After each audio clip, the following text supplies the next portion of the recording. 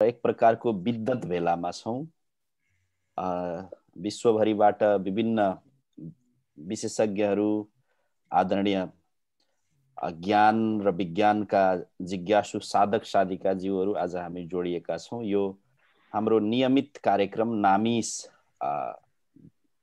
नामक संस्थाले आयोजना गर्ने गरेको छ। यो पटक हामी हाम्रा आदरणीय भ्राता, हामी सबैका देशकै गौरव, जसले युरोपको सबैभन्दा, विश्वकै सबैभन्दा उन्नत देशमा गएर नेपालको नामलाई, नेपालको गौरवलाई, पहिचानलाई प्रस्तुत गर्नुभएको छ हाम्रो आदरणीय डाक्टर प्रोफेसर विशाल सिटौलाज्यू।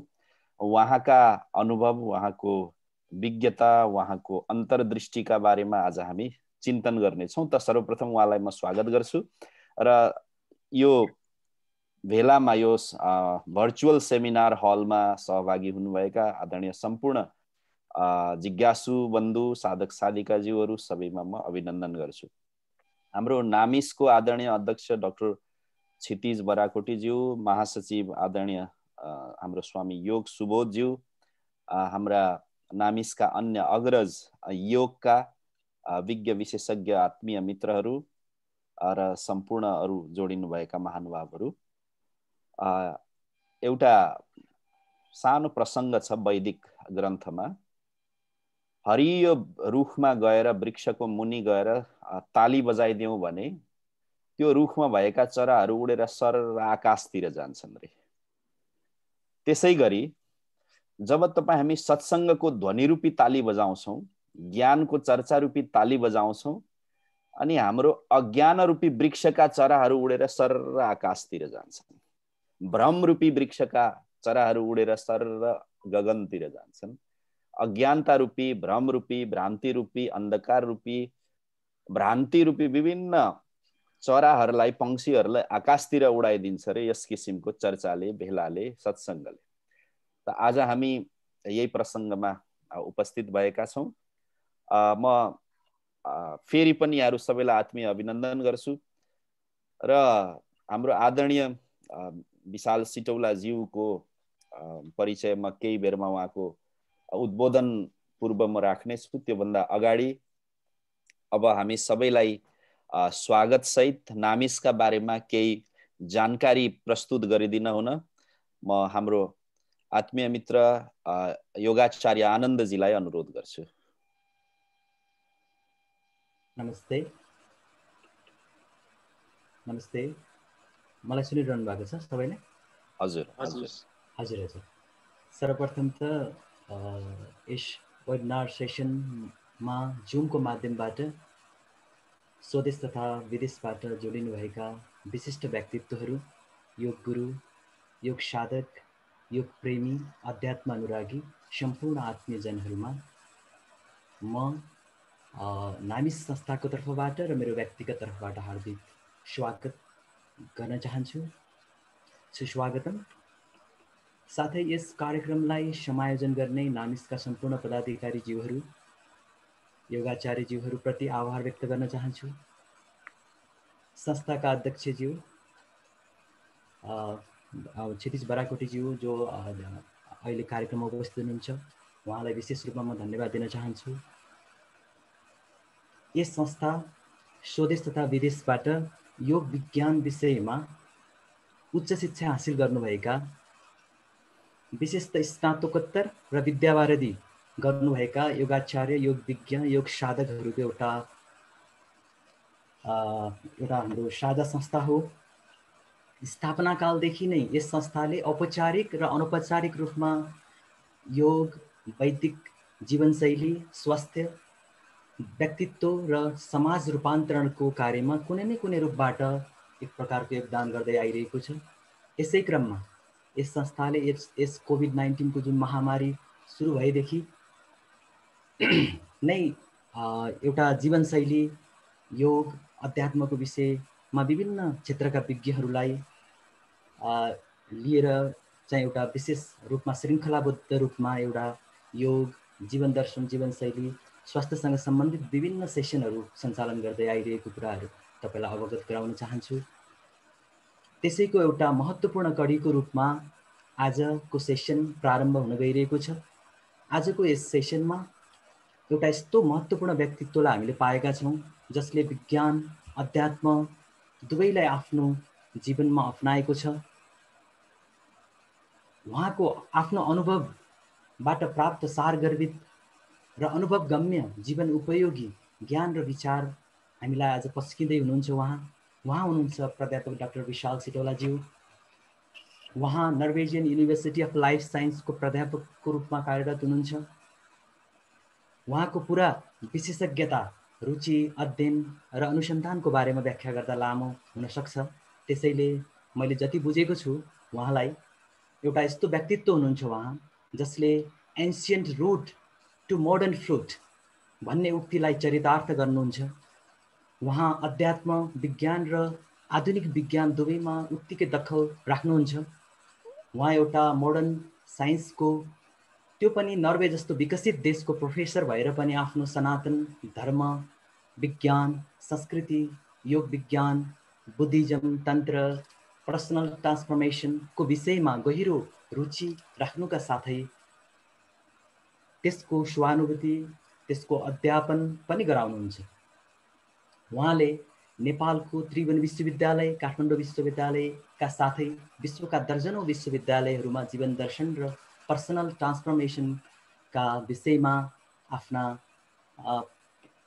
लेक्चरहरू दिनुहुन्छ। यस्ता व्यक्तित्वलाई आज हामीले पाएका छौँ जो सरल हँसिलो र खुल्ला स्वभावको हुनुहुन्छ। उहाँको यो स्वभावले उहाँलाई एउटा प्राध्यापक मात्र होइन एउटा योगीको स्वरूपको पनि प्रदान गरेको छ, जुन हामी आवाज उहाँको बिहेभियरमा पाउँछौँ।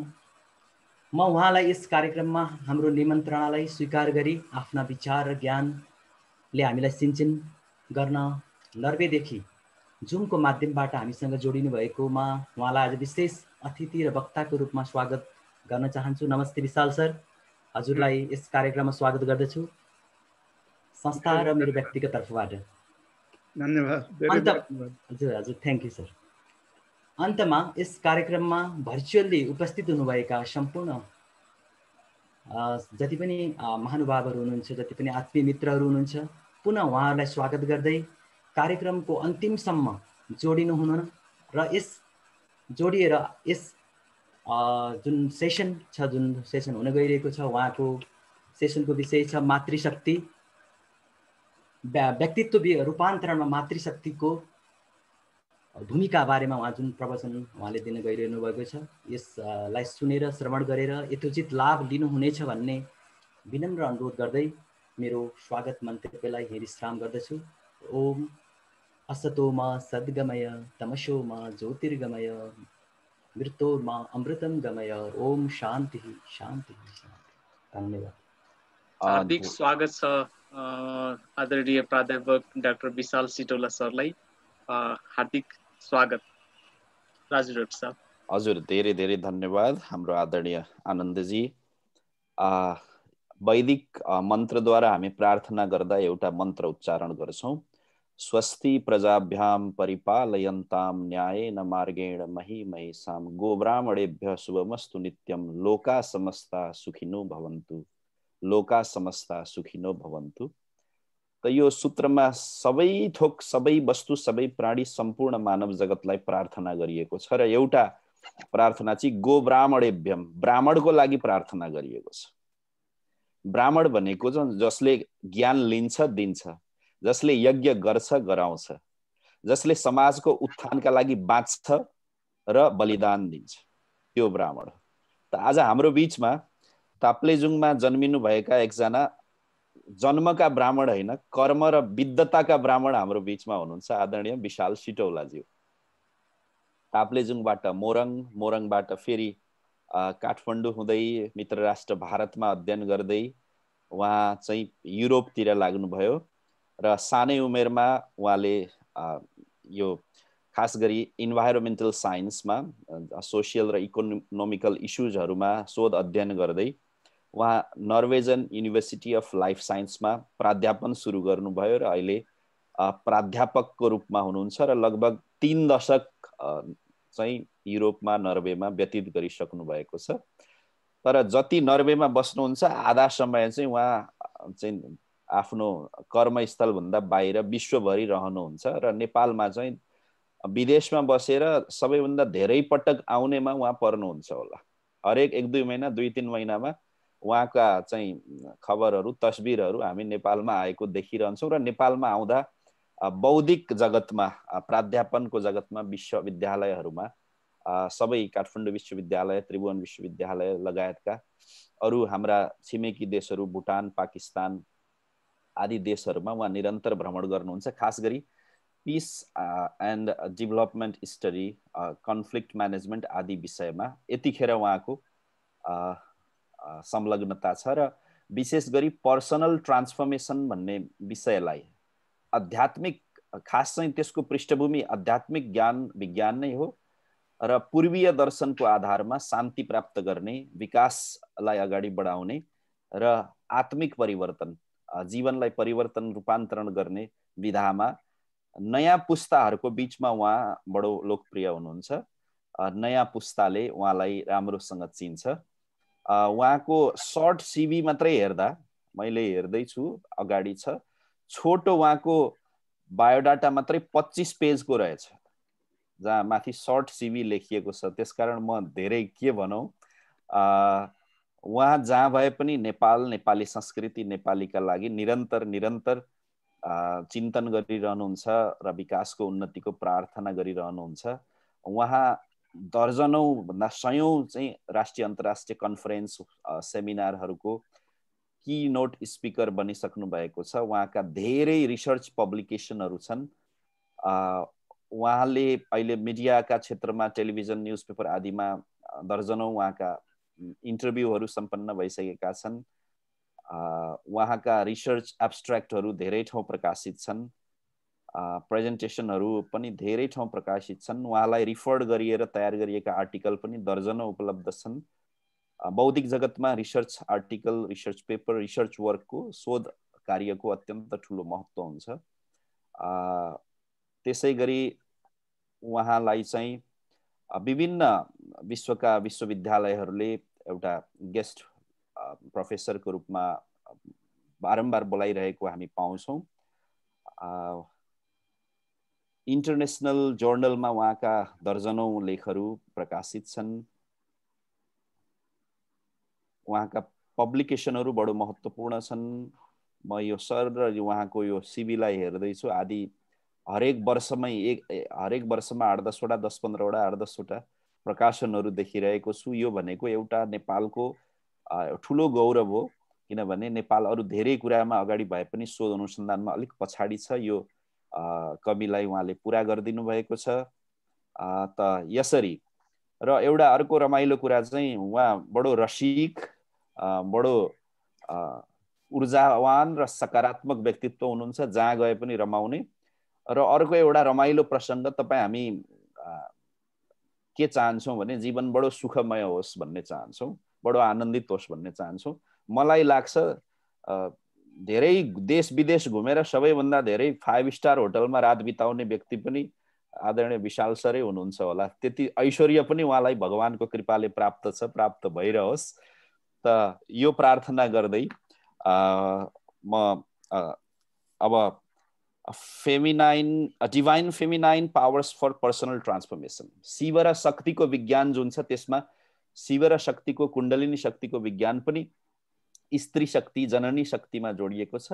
त यही विषयमा divine feminine powers for personal ट्रान्सफर्मेसनको सेरोफेरोमा आज हामीलाई हाम्रो आत्मीय भ्राता जोसँग म झन्डै 15-16 वर्ष अगाडि ऋषिकेशमा पहिलो पटक भेट हाम्रो भएको थियो। अहिलेसम्म निरन्तर हामी सान्निध्यमा छौँ। अब उहाँलाई आफ्नो अमूल्य प्रस्तुतिका लागि म निवेदन गर्दछु। आदरणीय प्रोफेसर डाक्टर विशाल सिटौलाज्यू। धन्यवाद। डाक्टर राजु अधिकारीको यत्रो लामो प्रवचनै भयो यहाँ त। वास्तवमा म जस्तो एउटा अर्ध मुसाफिर मान्छे जो चाहिँ राजु अधिकारी डाक्टर क्षितिज बाराकोटी लगायत जति पनि त्यहाँ विद्वत वर्ग हुनुहुन्छ कन्सियसनेस स्टडी, यौगिक साइन्समा मास्टर पिएचडी गर्ने विद्वत वर्गहरूको एउटा भेलामा म जस्तो एउटा अर्ध मुसाफिर, त्यो पनि विज्ञानको विद्यार्थीलाई बोलाएर यहाँहरूले एउटा सानो कुराहरू हामी चाहिँ सेयर गरौँ भनेर एउटा जुन मौका दिनुभयो त्यसका लागि सहस्र हृदयदेखि धन्यवाद दिँदै सुरुमै मैले के भन्न चाहे भन्दाखेरि यो जुन सङ्कटले भरिएको संसारमा आफूलाई अत्यन्तिक माया गरेर आफूलाई ज्ञान दिने, स्नेह दिने, त्यो भित्र दिव्य शक्तिको पनि अनुभव गराउने मान्छेहरू मेरो लागि बिस्तारै बिस्तारै विदा भइरहेका छन्। जस्तो आजभन्दा 2 हप्ता अगाडि मेरो गुरु तुलसी भण्डारी, जसबाट मैले धेरै वेदान्त लायक देवी महात्म्य धेरै कुरा जुन मैले ज्ञान प्राप्त गरेँ, उहाँले संसार छोड्नुभयो र आजको यो मेरो प्रेजेन्टेसन मेरो गुरु तुलसी भण्डारीलाई समर्पित गर्दै आजको यो आफ्नो जुन प्रस्तुति गर्ने अनुमति चाहन्छु। र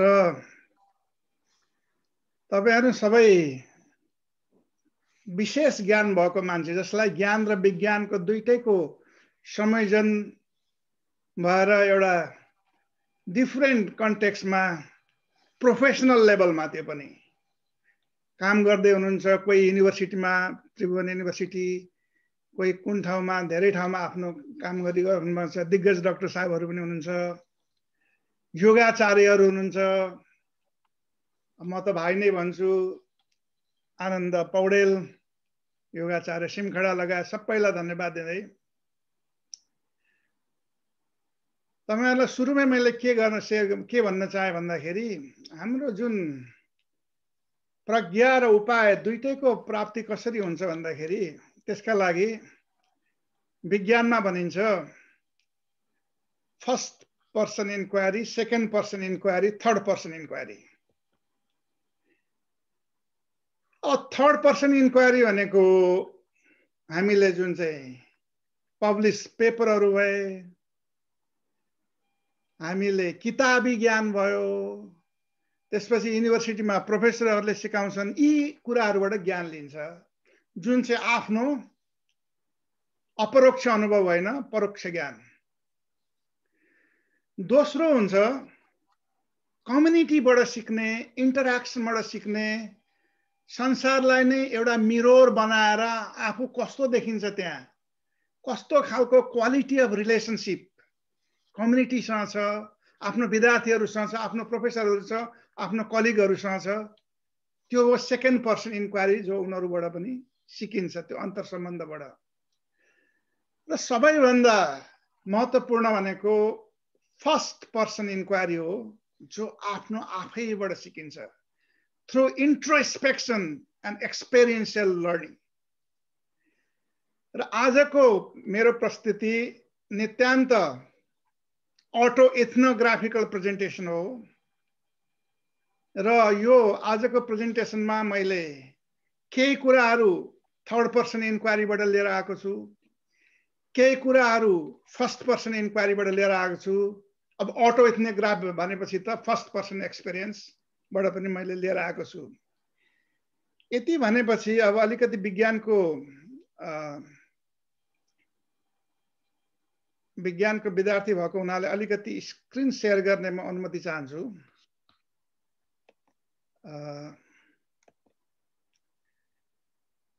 मेरो स्क्रिन देखिन्छ नि हैन हजुर? हजुर देखिया सर। हस्, धन्यवाद। Divine feminine power for personal transformation and autoethnographical reflection. यहाँहरुले आज मैले जे कुरा भन्न गइरहेको छु र भन्नेवाला छु, यी मेरा नित्यान्त व्यक्तिगत कुरा हुन् र मैले आफूले देखेको भोगेको कुराहरू हो। Don't ask me about the ontology and epistemology of all these things what I am saying, because it's auto-ethnographical reflection, my personal reflection. यसलाई सांकेतिक रूपमा लिनु होला र यसबाट खाली यहाँहरूले कसरी एउटा विज्ञानको प्रोफेसरले, professor of international environment and development स्टडिजको प्रोफेसरले जीवन र जगतमा हेर्दै घुम्दै इन्टरेक्सन गर्दै कयौं स्कलर मान्छेहरू, स्पिरिचुअल मास्टरहरू, त्यस्तै अब नर्वेजियन युनिभर्सिटी अफ लाइफ साइन्सको विद्यार्थी भएको हुनाले यो सब कुरालाई समायोजन गरेर यो जुन डिभाइन फेमिनिन पावर, दिव्य मातृशक्तिलाई चाहिँ मैले कन्सेप्चुअलाइज गरेँ र यो मेरो एउटा कन्सेप्चुअलाइजेसन हो। त्यही आधारमा हेरेर एउटा सांकेतिक रूपमा लिनु होला। अब आजको जुन मेरो प्रेजेन्टेसन छ, यो जुन डिभाइन फेमिनिन पावर, म केही कन्टेक्स्ट छ यसका प्रेजेन्टेसनका आफ्ना, कि संसारभरि सिस्टमिक लेभलमा, खाली ह्युमन लेभलमा मात्रै होइन, सिस्टमिक लेभलमा जुन प्रकारले सृष्टिको जुन पृथ्वीको रचना भएको थियो, त्यो कसरी एउटा विक्षिप्त भएर बिमारीले गाँजिएको छ संसार। मान्छे मात्रै होइन, अवर सिस्टम साइन्समा धेरै अरू कुराहरू पनि पर्छन्, त्यसको बारेमा म केही बताउन गइरहेको छु। अर्को कुरा, सारा विज्ञानले हामीलाई के सिकायो भन्दाखेरि त्यो रिलेसनसिप र त्यसको पछाडिको जुन इमोसनल क्वालिटी भन्दा पनि ट्रान्जेक्सनल कुराहरूलाई चाहिँ ज्यादा जोड दिएको हुनाले हामी ह्युमन बिइङ चाहिँ we on this world, earth belong to us भन्ने खालको एउटा चाहिँ रङ कन्सेप्ट दिएर चाहिँ एउटा ट्रान्जेक्सनल मोडालिटीमा गएको जुन पाथ अफ डेभलपमेन्ट छ, त्यसलाई फेरि रिलेसनको मोडालिटीमा ल्याउनलाई के गर्नु पर्ला भन्ने विषयमा पनि म केही कुरा गर्न भइरहेको छु। यसै क्रममा भ्यालुइङ इन्टेन्जिबल मल्टिटास्किङ, इन्डिभिजुअल लेभलमा हामी हेर्नुहोस् त, मेरो आमाले, मेरो दिदीले कति कुराहरू मलाई गर्नुहुन्छ, मेरो लाइफ पार्टनरले, श्रीमतीले, त्यो जुन इन्टेन्जिबल भ्यालु हो त्यसलाई त हामी त सी इज अ हाउसवाइफ भन्यो, she is my mother, she is a housewife भन्यो, त्यसको त हामी भ्यालु नै दिँदैनौँ। अनि त्यसले गर्दा किन भन्दाखेरि विज्ञानले हाम्रो लिनियर माइन्डले के सिकाएको छ भने एउटा feminine, you have to achieve, you have to get success in life, you have to really win in that competition, अदरलाई पछाडि सार्दै खुट्टा तान्दै अगाडि जाने, जसरी पनि अगाडि जाने, यो राज्यलाई जित्ने, राजाबाट चक्रवर्ती महाराजा बन्ने, यस्तो खालको कन्सेप्ट दिएको छ। तर रामायणमा पनि भनिन्छ नि, रानीले रावणकी श्रीमतीले एकदमै प्रेमपूर्वक भनिरहेथिन् उनलाई कि यो युद्धमा नजाऊ स्वामी, यसले यो राम्रो हुँदैन भनेर। तैपनि रावण त जान्छ। त्यो इन्टेन्जिबल भ्यालुलाई यदि रावणले मेटाफोरिकली एउटा रेस्पेक्ट गर्न जानेको भए त्यत्रो त्यो युद्धै हुने थिएन। त्यसैले why it is very important to build emotional capital, financial capital build गर्न सब पोलिटिशियनहरुले कुरा गर्छन्, नयाँ नेपाल, नयाँ इकोनोमी, नयाँ कुरा। तर how to build emotional capital यस विषयमा पनि अलिकति म विज्ञानका कुराहरु ल्याएर म भन्छु। अझै तल जाउँ, हामीलाई चाहिएको सबैलाई, यी चराचरका सबै प्राणीले जानी नजानी खोजेको भनेको खुशी हो। कसैले इन्ट्युटिभली खोजिरहेछ जस्तै एनिमलहरुले, कसैले कन्सियसली खोजिरहेछ जस्तै ह्युमन बिइङले। त्यो खुशीको विज्ञान जब हराउँदै गएको छ, त्यसमा दैवी मातृशक्तिहरुले कसरी हामीलाई मद्दत गर्न सक्नुहुन्छ र त्यस पछाडीको जुन विज्ञान एउटा बेसिस साइन्टिफिक बेसिस हो, science of epigenetics and neuroplasticity, यस विषयमा म केही बोल्छु। र त्यसैको सिलसिलामा अलिकति विज्ञानले कुनै कुराको कज एन्ड इफेक्ट देखियो, कारण थाहा छैन भने यो प्लेसिबो इफेक्ट भनिदियो। जस्तो म सानो हुँदाखेरि मेरो आमाले केही बिरामी हुँदाखेरि मलाई धामी गराउनुहुन्थ्यो, देवीथानमा लिएर जानुहुन्थ्यो, त म निको हुन्थेँ त्यहाँनेरि। त्यहाँ कज एन्ड इफेक्ट त छ। अब साइन्सले चाहिँ यो चाहिँ खालि if you believe that is true, यो चाहिँ विश्वास राख्नुपर्छ। जस्तो चाहिँ क्याप्सुल भित्र चाहिँ सुगर मात्रै हालेर ल यो यसमा यस्तो रामबाण मेडिसिन छ, खाएपछि त निको हुन्छ भनेपछि त निको भएपछि अनि त्यसलाई के भनिन्छ भने प्लेसिबो इफेक्ट। वास्तवमा त्यसको पछाडिको प्लेसिबो इफेक्ट भनेर त्यसको पछाडिको जुन एउटा जब चाहिँ एउटा इमोसनल इन्टरेक्सन गरिन्छ त्यो हायर पावरसँग, अनि त्यसले क्वान्टम लेभलमा गएर कसरी हिल गर्छ हामीलाई, यस विषयमा पनि समय गरौँला। र यो सबै कुरालाई मैले एउटा कम्पेरेटिभ विजडम ट्रेडिसन, हाम्रो सनातन मात्रै होइन, हाम्रो सबै अरू पनि विजडम ट्रेडिसन छन् संसारमा, यसलाई मध्यनजर राखेर म आफ्नो प्रेजेन्टेसन दिँदैछु। अब वन्डेड वर्ल्ड भनौँ, हाम्रो पृथ्वी छ, सूर्यको वरिपरि अरू ग्रह पनि घुमिरहेछन्, तर हाम्रो पृथ्वी मात्रै बिरामी भएको छ। वास्तवमा अरू ग्रहहरू आफ्नै तालले हिँडिरहेछन्।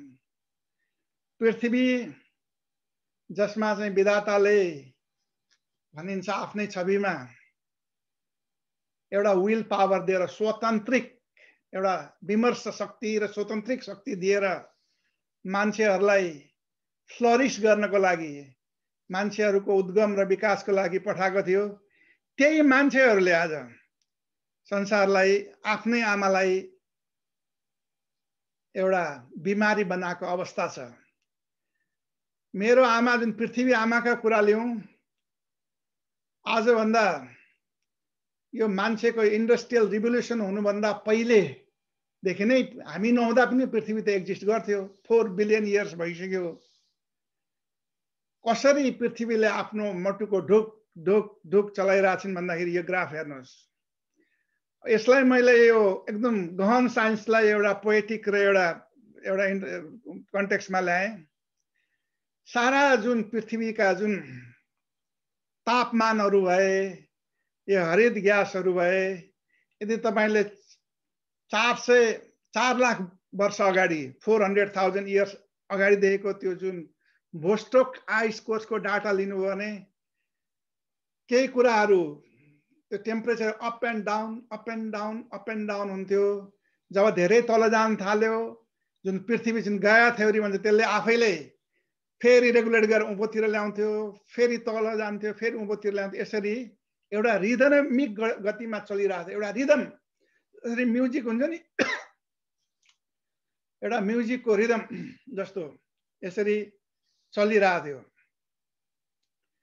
र बिस्तारै बिस्तारै मानव सभ्यताको लागि पछि आएर पृथ्वीले शान्त भएर आफ्नो मुटुलाई धेरै ढुकढुक नपारिकन यिनीहरू चाहिँ आनन्दसँग यिनीहरू मेरो माथि हिँडुन् कुदुन्, मलाई फलाउन् फलाउन् भनेर उनले दिएको थिइन्।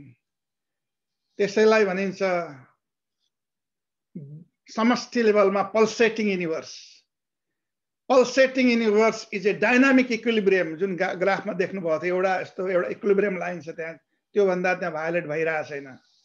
ए dynamic equilibrium between energy and consciousness.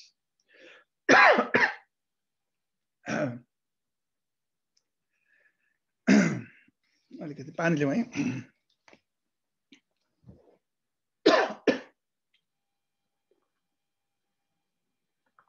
मेटाफोरिकल्ली social लेभलमा अल्टिमेट शिव, फेरि शिव भन्ने बित्तिकै मान्छेको कयौं, कोही चाहिँ जटाधारी, कोही के डिफ्रेन्ट लेभल छन्। त्यो सोसियल कन्सियस लेभलमा आइसकेपछि जुन शिव शक्तिको हार्मोनियस डान्स अथवा इनर्जी एन्ड कन्सियसनेसको हार्मोनियस डान्स ले गर्दाखेरि नै एउटा आनन्द र एउटा गतिमा यो युनिभर्स चाहिँ एक प्रकारको पल्सेट गरिरहेछ, यो साकार संसार। यसलाई मेटाफोरिकली त्यहीलाई मैले अझ पोइटिक उसमा इनर्जी र कन्सियसनेसको बिचमा चाहिँ continuous exchange to create that harmony. कहिले कसरी हार्मोनी क्रिएट गर्ने भनेर इन्फर्मेसन लिइरहेछन्, एनर्जीले अनि कन्सियसनेसले बातचित भइरहेछ। कहिले कसरी यो सृष्टिको बहुत आनन्दमा यसमा चाहिँ आनन्द लिएर आउने भनेर डान्स सिकाउने काम भइरहेछ पृथ्वीमा। चरा रङ्गी बिरङ्गी चरा जनावरहरू, यो सारा जुन बायोडाइभर्सिटीको जुन क्रिएसन तपाईँले देख्नुहुन्छ, यो पनि वास्तवमा इनर्जी र कन्सियसनेसको प्ले नै हो। यसमा गिभ एन्ड टेक पनि भइरहेछ। जहिले पनि यहाँ चाहिँ कुनै बेला शिवलाई पनि भिख माग्नुपर्छ आफ्नो काउन्टर पार्टसँग। यसरी चाहिँ एउटा dynamic exchange, give and take र एउटा रिदमिक अर्काको स्पेसलाई पनि ख्याल राख्दै एउटा हार्मोनियस रूपमा चलिरहेको संसार, यही हो संसार। हामीले यसै कुरालाई 50 तरिकाले यही सारा यसको क्वान्टिफाई गरेर यसलाई मोडलिङ एक्सरसाइजमा लगेर 1 सेमिस्टर लगाएर अनि बल्ल बल्ल यही कुराहरू वास्तवमा सिकाउँछौँ। र तर अहिलेको संसार हामी जस्ता चाहिँ एउटा डिग्री लिइसकेपछि, पिएचडी भइसकेपछि, फुल प्रोफेसर भइसकेपछि, हो म त एकाडेमिक एलाइट, म चाहिँ सबै कुरो जान्दछु, I am the one who knows everything भन्दै संसारहरूलाई चाहिँ कयौं प्रकारका चाहिँ this is right, we versus them, we are in the west who knows everything and you are in the east, you are the recipient. अर्काको जुन एउटा ज्ञान र प्रज्ञा र उपाय के छ त्यसलाई विचारै नगरिकन आफूले जानेको सीमित, कसरी घाँस खान जानियो आफूले त्यतिको आधारमा दिएको जुन शिक्षा हामी पढाइरहेछौँ विद्यार्थीहरूलाई, र त्यसैलाई विज्ञान मानेर वाह गरेर हाम्रो धेरै विश्वविद्यालयहरू छ, आफ्नो पनै छैन त्यहाँ, सबै बोरोड नलेज।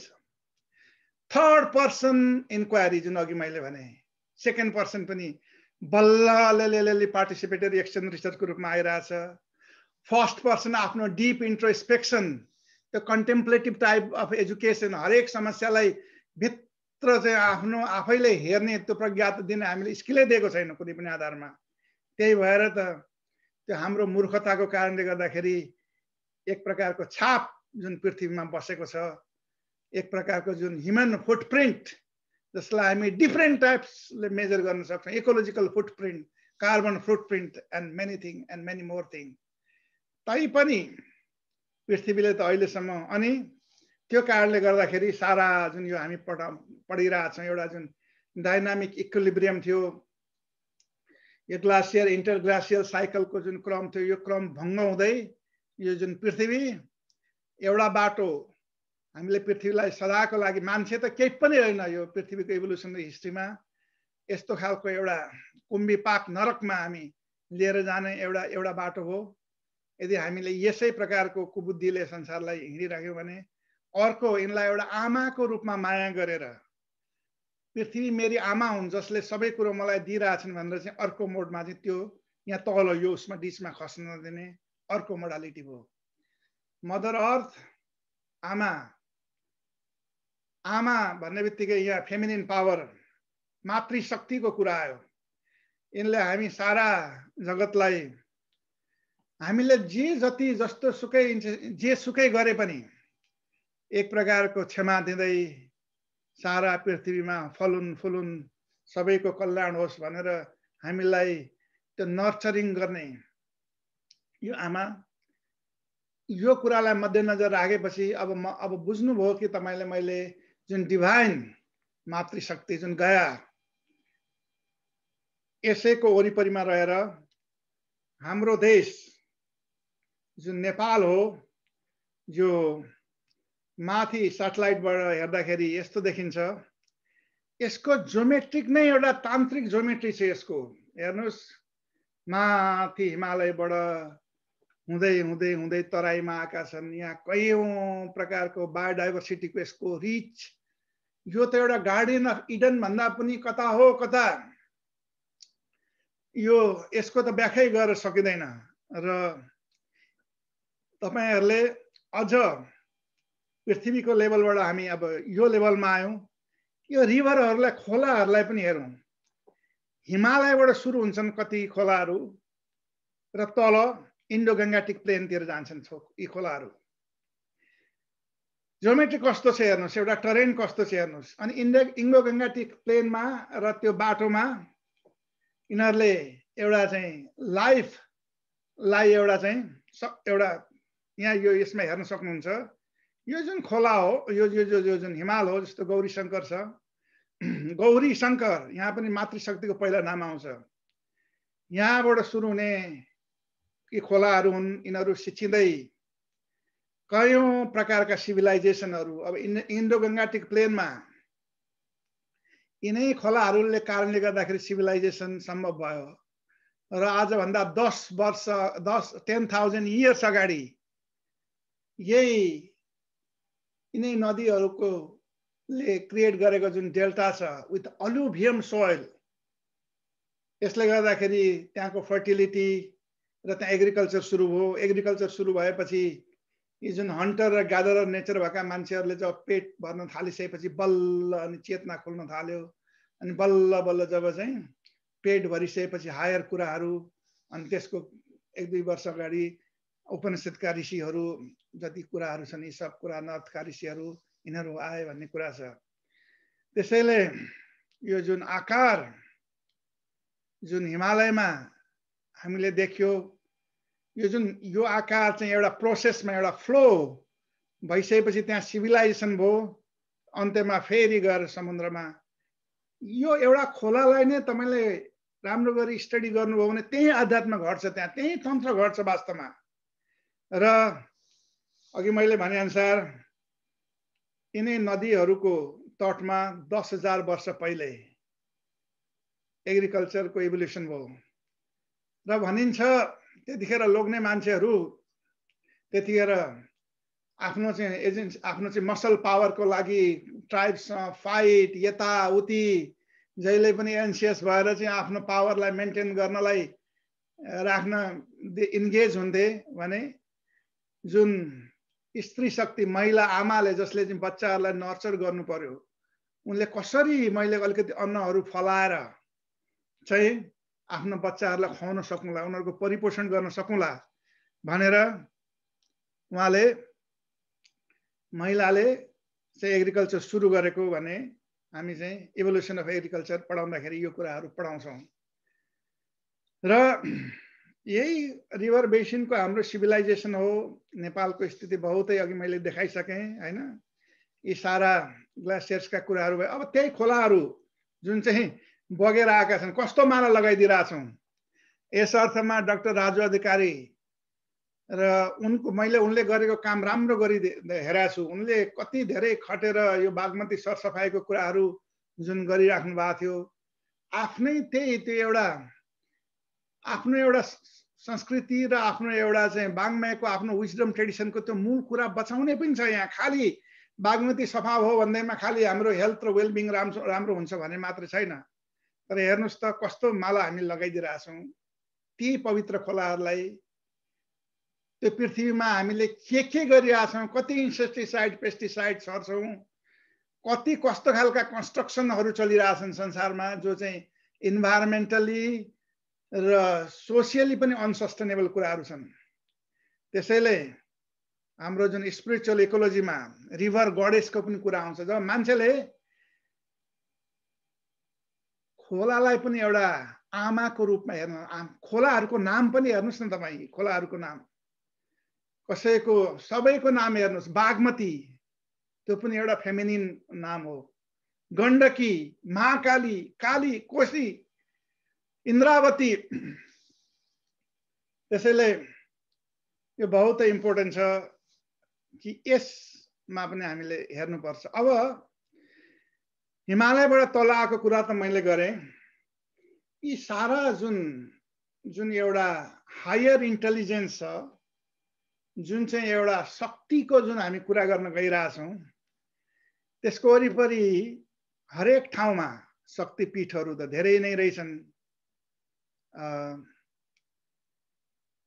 तर हामीले हाम्रो नेपालमा पनि अघि मैले भनिसकेँ खोलाहरूको नाम पनि, कति अञ्चलहरूको नाम पनि छ। र इन्डियनहरूले त एटलिस्ट शक्तिपीठ म्यापिङ गरेर आफ्नो चाहिँ एउटा कल्चरल टुरिज्म स्पिरिचुअल टुरिज्मको त्यो कन्टेक्स्टमा पढाउन थालिसक्यो युनिभर्सिटीमा। तर नेपालमा म देखिरहेको छैन।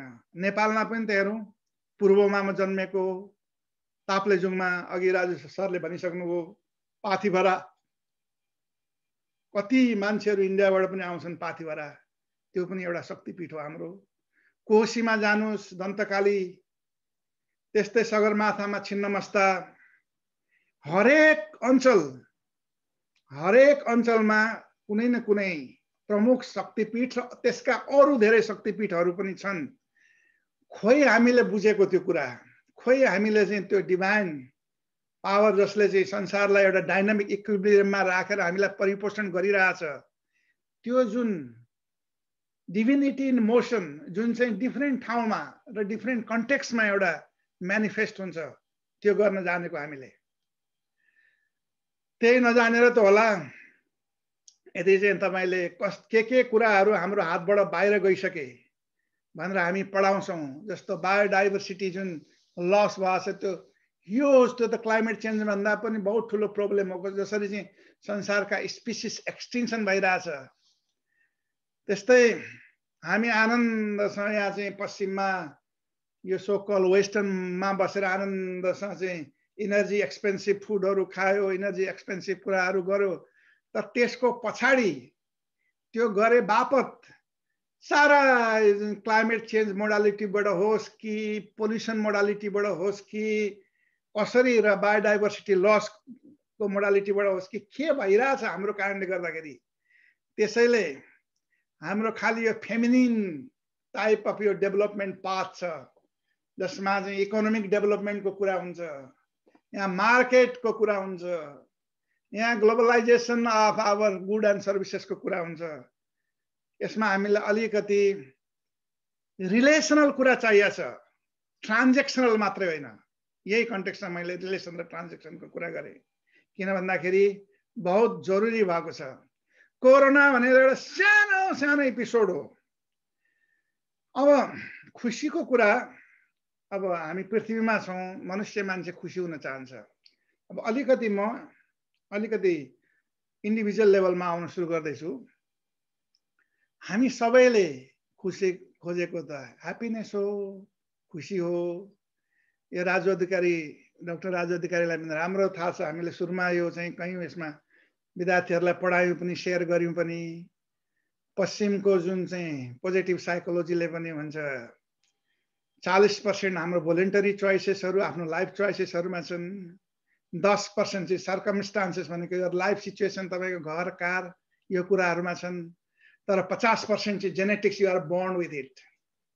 यो चाहिँ विज्ञानसँग यसबाट कसरी यो 10%बाट खुसी हार्भेस्ट गर्नका लागि मान्छेलाई दौडाएको छ कि पश्चिममा गएर मैले यस्तो जागिर खाएँ, यस्तो गरेँ, उस्तो गरेँ भने म चाहिँ बहुतै सफल हुन्छु।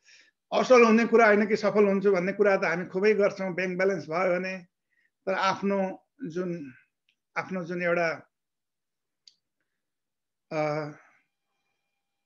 एउटा भोलिन्टरी चोइसहरूको बारेमा पनि कमै कुरा गर्छौँ र एउटा जेनेटिक्सको पनि हामीले कमै कुरा गर्छौँ। यहाँनिर के अरे अलिकति सेक्युरिटीमा हेर्नु पर्यो। यहाँनिर यो कसैले एनोटेट उ गरेछ, मैले अफ गर्दै यो दुईटा धर्का आफै आइरहेको छ कसरी हो। एनिवे, अब जुन यो 50% भगवान बुद्ध त भन्नुहुन्छ ह्याप्पिनेसको 100% कारण आफै हो। विज्ञानले भन्छ होइन, यहाँ केही 40% मात्र आफ्नो कन्ट्रोलमा छ। तर अब यहाँनिर अलिकति अध्यात्म र विज्ञानको समायोजन गर्न जरुरी छ। अब यही कुरालाई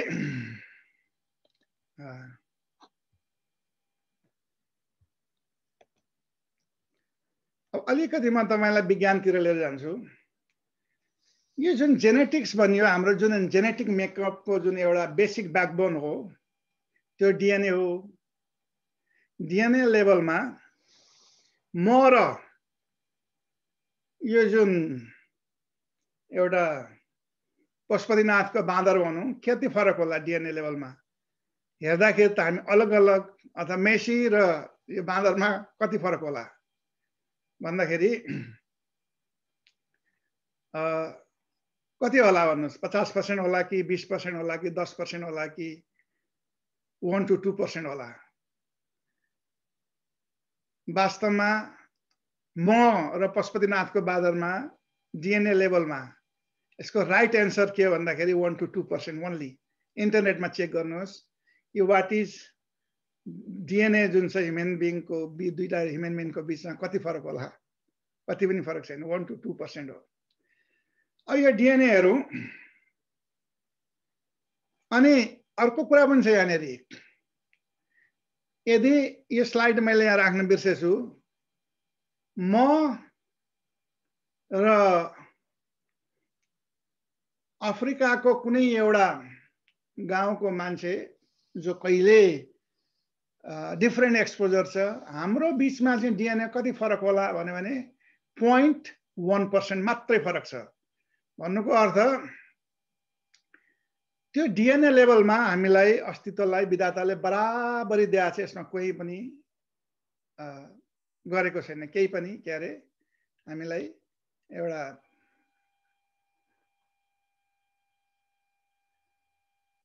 यो एनोटेसनलाई कसरी हटाउने हो? यो कसैलाई यो हटाउन आउँछ भने हटाउनु होला। त्यो जोसँग चाहिँ मेन यो हटाउन सक्नुहुन्छ तपाईले, मेन होस्ट जो हुनुहुन्छ, यो यसमा आइरहेछ नि, यो अर्कोले कसले त्यहाँ ड्रइङ गर्दै हो त्यो। एनीवे त्यसलाई पनि म धन्यवाद दिन चाहन्छु, किन भन्दाखेरि त्यसले पनि एक प्रकारको खोलै त्यहाँ बनाइरहेछ। अब जुन बायोलोजिकल सेट पोइन्ट भने जुन डिएनए भने मैले, त्यो चाहिँ कस्तो हुन्छ भने त्यो डिएनए भित्र हुने भनेको बेस पेयरले गर्दाखेरि बनाउने एउटा डिएनए को फङ्सनल युनिट भनेको जिन हो। जिन चाहिँ तपाईको बनाउनको लागि चाहिँ डिएनए बाट आरएनए ले बहुत इन्टेलिजेन्टली त्यो इन्फर्मेसनहरु त्यो कुराहरु ल्याउँछ त्यहाँबाट र आफै जोड्दै जोड्दै डिएनए डबल स्ट्रान्ड हुन्छ। तर सम्झिनुस् न, जस्तो चाहिँ आरएनए ले चाहिँ इटाहरु लिएर आयो अनि इटाहरु ल्याएर चाहिँ उसले चाहिँ एउटा चाहिँ प्याटर्नमा जोडेपछि अनि त्यसबाट बन्ने हो प्रोटिन, जुन चाहिँ फ्याक्ट्री छ राइबोसोम हाम्रो सेल भित्र। अनि त्यसबाट प्रोटिन बन्ने हो। अनि त्यो प्रोटिनले हाम्रो कयौं प्रकारका सेलुलर मेकानिजमहरु रेगुलेट गर्ने हो। यो त तपाईहरुलाई थाहा छ, तपाईहरु डाक्टर पनि हुनुहुन्छ यहाँ। अनि त्यसपछि अब न्युरोनहरुले नर्भ सेलहरुले त्यहाँ भएको प्रोटिनहरुले त्यहाँको जुन जिन एक्सप्रेसनहरु जुन चाहिँ प्रोटिन र त्यो चाहिँ डिएनए को त्यो के अरे त्यो जिनले चाहिँ जुन कन्ट्रोल गर्ने हो, जुन कस्तो खालको प्रोटिन बनाउने, कहाँनेरि गएर स्टप गर्ने, ज्यादा त्यो त्यहाँनेरि कन्फ्युजन भयो भने सेल मेमोरी नै डिस्टर्ब हुन्छ अनि मान्छेलाई क्यान्सर हुन्छ। त्यसैले एउटा बहुत इन्टेलिजेन्ट खालको सेलुलर मेकानिजम त्यहाँ छ। अब त्यो जुन जिन मैले भने जुन चाहिँ त्यो इटाहरु मिलाएर जुन एउटा चाहिँ फङ्सनल युनिट छ त्यहाँनेरि हैन, त्यसले सेललाई रेगुलेट गर्छ। त्यो पनि मैले भने कस्तो सेल कहाँ के फङ्सन गर्ने, कुन बेला मर्ने, किन भन्दाखेरि त्यो मर्ने आफू मर्ने एपोप्टोसिस भनिन्छ, जुन प्रोग्राम सेलुलर डेथ, त्यो पनि सेलले बिर्सिदियो भने त्यहीबाट फेरि क्यान्सर सुरु हुन्छ हैन। अनि त्यसलाई पनि इन्फ्लुएन्स गर्ने जुन इपिजेनोमको जुन कुरा छ त्यो आफ्नो हातमा रहेछ। यो इपिजेनोमले चाहिँ त्यो अघि मैले भनिसके बेसलाइनमा जुन प्रकृतिले जुन विधाताले जुन एउटा आर्किटेक्ट दिएर पठाएको छ त्यो पर्फेक्ट छ। डिएनए लेभलमै पनि मैले भनिसके तपाईं र मेरो बिचमा 0.1% मात्रै फरक हो। अरु बाँकी जुन फरक छ यो चाहिँ इन्भाइरोमेन्टले जुन प्रकारको एक्सपोजर भयो र जुन प्रकारको इपिजेनेटिक मार्करहरु त्यहाँ क्रिएट भए।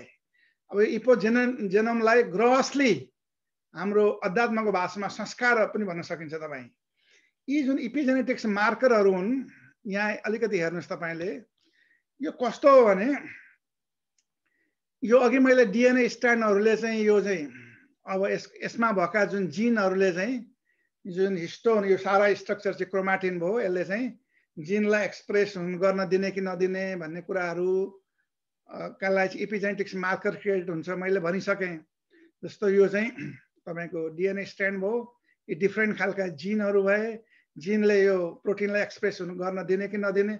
आज अलिकति तपाईले लाइफ साइन्स, मैले चाहिँ लाइफ साइन्सका तपाईहरु चाहिँ अलिकति मास्टर र पिएचडी गर्ने प्रोफेसरहरू हुन्छ भन्ने ठाने हुनाले यो सब कुराहरू गरिरहेका छौँ। अब यी जुन इपिजेनेटिक्स मार्करहरू छन् यसलाई इन्भाइरोमेन्टले, यसलाई एक्सपोजरले र तपाईँको जुन रिलेसनसिप छ विथ एभ्रिथिङ एल्स यसले ठुलो असर पार्दो रहेछ। जस्तो घरमा जहिले पनि झै झगडा भइरहेछ, जहिले पनि कुटामार भइरहेछ, नराम्रो नराम्रो वचन बोलिरहेछन् मान्छेले, एकले अर्कालाई घृणाको भावले जिरहेछन्। त्यस्तो बेलामा जुन राम्रो जिनहरूको एक्सप्रेसन हुनै पाउँदैन, किनभने यस्तो खालको संस्कार अथवा इपिजेनेटिक मार्करहरू बसे त्यसले त्यो प्रोटिनलाई नै कस दिन्छ र त्यो एक्सप्रेसै हुन दिँदो रहन्छ। जस्तो यहाँनिर मैले यसमा अलिकति बुझ्ने गरी देखाइरहेको छु यो तपाईँलाई। त्यस्तै घरमा कहीँ राम्रो वातावरण छ, क्वालिटी अफ रिलेसनसिप पनि राम्रो हुन्छ, सारा एउटा चाहिँ आफूले नजानेको एउटा वन्डर छ। खालि त्यो बुकिस नलेजको कुरा मात्रै होइन कि वन्डर भनिन्छ नि, ज्ञानम बन्द विस्मयो योग भूमिका, नयाँ नयाँ कुराहरू जानु भन्ने खालको इन्भाइरोमेन्ट छ भने त्यसले चाहिँ तपाईँको त्यसलाई चाहिँ त्यो तपाईँको त्यो इपिजेनेटिक्स मार्करले गर्दाखेरि त्यसलाई चाहिँ त्यो जिनलाई त्यो राम्रो खालका जिनहरूलाई चाहिँ यसरी एक्सप्रेस गर्न दिँदो रहेछ। र यस्ता खालका इपिजेनेटिक्स मार्करहरू पहिला त सेलुलर लेभलमै आफ्नो पुर्खाहरूबाट पनि आउँछ, अघि मैले भने। अर्को आमा गर्भवती भएको बेलामा त्यो बच्चाहरू त्यतिखेर जस्तो खालको इन्भाइरोमेन्ट उनले पाउँछिन्, त्यसले पनि त्यो इपिजेनेटिक्स मार्करहरू बन्दो रहेछ। यो जुन मैले तपाईँलाई देखाउँछु अब मुसाहरूमा स्टडी भएको छ।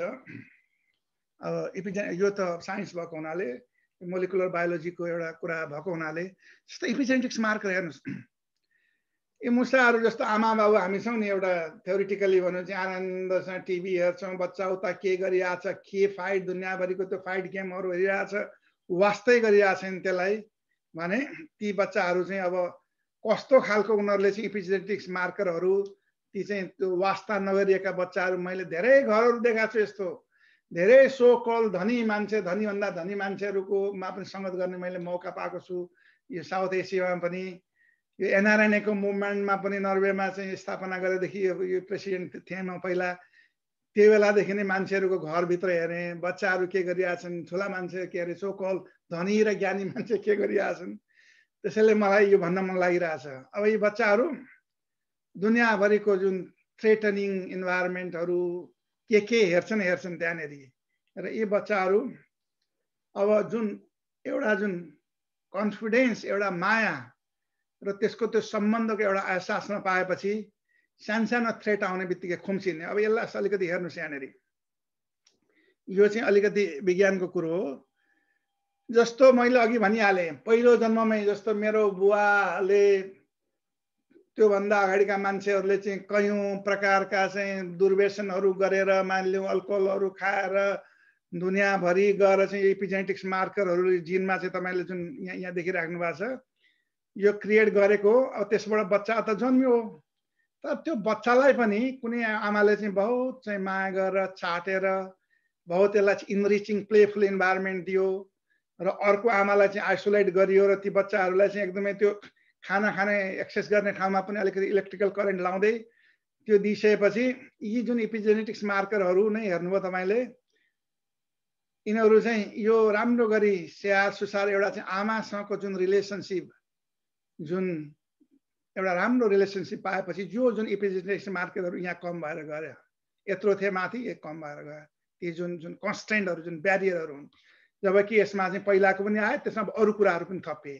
त्यसैले गर्दाखेरि अत्ताही यतनो नाथो अत्ताही यतनो गति। अब मुसामा त यस्तो हुँदो रहेछ, हामी त मान्छेहरू हौँ, हामीलाई रिलेसनसिप चाहिन्छ। म नेपाल जान्छु, डाक्टर राजु अधिकारीले पनि भन्नुभयो, नेपाल जाँदाखेरि आमा तराईमा हुनुहुन्छ र भनेपछि त काठमाडौँमा सबैतिर पोखरा कता कता धुलीखेलतिर अफिसियल मिसन सकेर अनि छुट्टी लिएर गइन्छ आमासँग। तर यदि काठमाडौँमा हुनुहुन्छ भने र काठमाडौँमा हुनुहुन्छ भने आमासँग म आमा भएको ठाउँमा जान्छु र त्यहीँ सुत्छु। आमाको कोठा माथि छ, मेरो तल छ। मलाई 5 स्टार होटलमा त्यो निन्द क्वालिटीको स्लिप नै हुँदैन त्यस्तो राम्रो। मेरी आमा त माथि सुतिरहेछन् भन्दाखेरि त्यो भरोसाले गर्दाखेरि कस्तो मिठो निन्द्रा लाग्छ त्यहाँनिर। यो मेरो फिनोमिनोलोजी हो। यो मेरो फिनोमिनोलोजी भएको हुनाले फाइन्ड आउट योरसेल्फ। त्यस्तै आमासँग त कुनै कहाँ न प्रोटोकलको कुरा छ न कुनै एपोइन्टमेन्टको कुरा छ, जुन बेला जहाँ गएर पनि हामीले कुरा गर्न सक्यो। यो मातृशक्ति जसको म कुरा गरिरहेको छु त्यसको प्रभाव हेर्नुहोस् त, त्यो जुन इन्टेन्जिबल जुन भेल्यु छ त्यो भेल्युलाई हाम्रो शिक्षामा तपाईँ हामीले ल्याउन सकेका छ कि छैन? That is the point.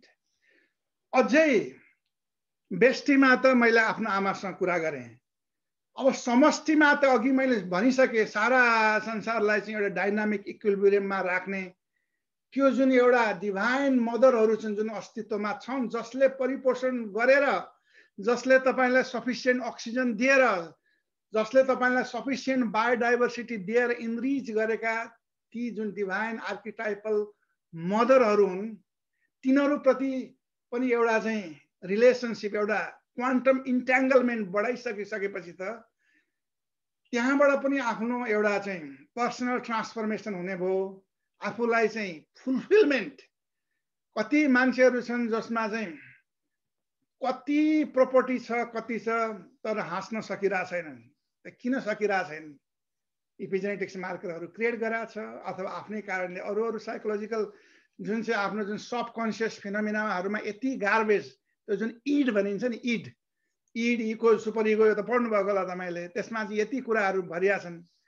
त्यसलाई डिकन्स्ट्रक्ट गर्न गाह्रो भएको हुनाले 50% चाहिँ जेनेटिक बायोलोजिकल सेटअप पोइन्टबाट आउँछ, त्यसलाई ह्यान्डल गर्न चाहिँ गाह्रो छ भन्छ साइन्सले।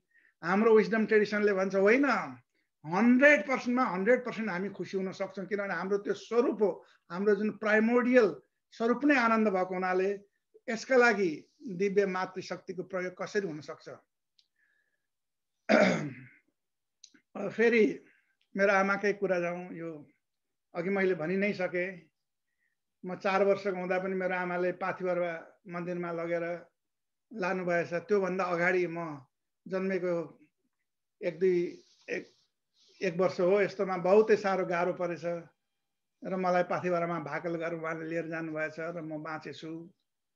त्यस्ता खालका जुन कुराहरू हाम्रो विजडम ट्रेडिसनमा छ र त्यसको त्यो डिपर कनेक्सन बल्ल बल्ल बल्ल बिहेभियरल इपिजेनेटिक्स त भर्खर 15-20 वर्ष भयो सुरु भएको वेस्टमा।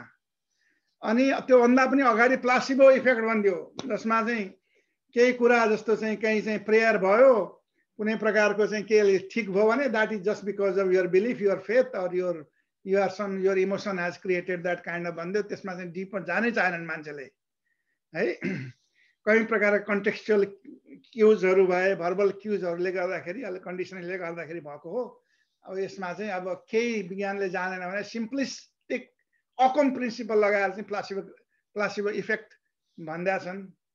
तर मलाई लाग्छ हामी त्यस्तो खालको टेरेन, त्यस्तो खालको ज्योमेट्री, त्यस्तो खालको ट्रान्सफर्मेसनल भर्टेक्स, त्यस्तो खालको जुन पोर्टल जो चाहिँ डिभाइन इनर्जी जसले चाहिँ सारा पृथ्वीलाई, सारा सबै कुरालाई, युनिभर्सलाई नै इजिली फ्लो र अर्केस्ट्रेट गरिरहेछ, त्यस्तो कुराहरूतिर हामीले अलिकति आफ्नो मनलाई लिएर जानुपर्छ। मेरो अटो एथनोग्राफिकल प्रेजेन्टेसन भएको हुनाले म भनिरहेको छु, यो न्युरादिन हो, म ताप्लेजुङमा जन्मेको। यहाँ बुढी बजूको नाम मैले कथाहरू मैले सानोमै सुन्थेँ। वास्तवमा यो मेरो मित्र रामचन्द्र उप्रेती जुन चाहिँ पूर्वको संस्था यो सहकारीको साह्रै राम्रो नाम हो, उसले लिएको फोटोहरू हुन् यिनीहरू। यो बुढी बजू वास्तवमा मेरो बुवाको आफ्नै फुपू हुनुहुँदो रहेछ। आफ्नै फुपू भनेपछि त्यो तान्त्रिक ब्लड ममा पनि आएर होला। आज म चाहिँ एउटा विज्ञानको विद्यार्थीहरू पनि यो कुराहरू गर्न सेयर गर्न गइरहेको छु तपाईँलाई। यी बुढी बजूले पनि अनकन्डिसनली बिरामी मान्छेहरूलाई कयौँ प्रकारको, चाहे त्यो जुनसुकै जातको, जुनसुकै प्रकारको मान्छे होस्, यो उहाँलाई चाहिँ उहाँले हिल गरेको मैले राम्रो राम्रो कथाहरू सुन्न पाएको छु। र उहाँ के हुनुहुन्थ्यो साना, कसरी उहाँ बुढी बजूको विज्ञान के हो भनेर अब त्यो फिनोमिनोलोजी एक्सपेरिएन्सियल कुरा भएको हुनाले त्यो त अब आफ्नै फिनोमिनोलोजी हो, अरूलाई न शब्दमा बताउन मिल्छ। तर मलाई भन्थे कि सानै हुँदेखि उहाँ सानो केटी, त्यो पनि नेपालको त्यो पूर्वको त्यो कुना कन्दराको केटी, उहाँ चाहिँ माथि माथि ओडारहरूमा जहाँ चाहिँ बाघ र चितुवाहरू बस्थे त्यहाँ पनि एक्लै गएर त्यहाँ ध्यान गर्नुहुन्थ्यो अरे सानै हुँदाखेरि है। अनि त्यस्तै त्यस्तै कुराहरू र कयौँ प्रकारका ती मिस्टिकल स्टोरिजहरू जुन चाहिँ अब त हामीले खालि एउटा कथाको रूपमा सुन्न मात्रै पाएँ मैले त, र उहाँलाई पनि मेरो सत प्रणाम छ। अब यो सब कुराहरूलाई फेरि विज्ञानको धरातलमा लिएर आउँदाखेरि इन्टिग्रेटिभ साइकियाट्री बल्ल बल्ल साइन्समा जे कुराले काम गर्छ, जस्तो अब बुढी बजूको थानमा चाहिँ कस्तो खालको बौलाको मान्छेहरू पनि ठिक भएर जान्थे भनेर भनिरहेछन् मान्छेले। उनीहरूको त्यो रियल एक्सपिरियन्स हो, फिनोमेनोलोजी हो। अनि त्यसलाई चाहिँ खालि प्लेसिबो इफेक्ट भनेर हटाइदिने त त्यो त ठिक सही काम भएन। त्यसमा अझ हामीले जुन चाहिँ हामी त्यही विजडम ट्रेडिसनमा जन्मेका मान्छेले अलिकति बुझेर अनि त्यसलाई पश्चिमाहरूको जुन इन्टिग्रेटिभ साइकियाट्रीमा ल्याएर यो चाहिँ एउटा हिलिङ प्याराडाइम हो द्याट युजेस बोथ कन्भेन्सनल भनेको हाम्रो जुन विजडम ट्रेडिसनबाट आएको र complementary medicine approaches in the treatment of psychiatric condition. अब अन्त्यतिर म अलिकति विजडम ट्रेडिसनको कुरा गर्छु, जसमा एउटा प्रोफेसरको नाताले मैले आफ्नो भावनाहरू पोखिरहेको छु। हाम्रो जुन प्रोग्राम जुन डाक्टर राजु अधिकारीले भने श्रीलङ्कामा चलिरहेछ, नेपालको 2टा युनिभर्सिटीमा चलिरहेछ र हाम्रा इन्टरनेसनल स्टुडेन्टहरू आउँछन्। कति इस्लामिक ट्रेडिसनका आउँछन् त, कति बुद्धिस्ट ट्रेडिसनका आउँछन् त, कति सनातन ट्रेडिसनहरूका आउँछन्। त्यसैले मेरो एप्रोच कुनै पनि इस्युलाई एड्रेस गर्दाखेरि एउटा कम्पेरेटिभ रिलिजनको एप्रोचमा हेऱ्यो भने आई फिल म चाहिँ आफूलाई आनन्द लाग्छ र मलाई लाग्छ कि मेरो आफ्नै फिनोमेनोलोजी पनि म बताउन गइरहेको छु। अब जुन आफूभित्र भएको जुन creative activation of divine feminine intelligence त्यो गर्नु पर्यो पहिला त। अनि त्यसलाई चाहिँ एलाइनमेन्ट गर्नु पर्यो आफ्नो चाहिँ पहिला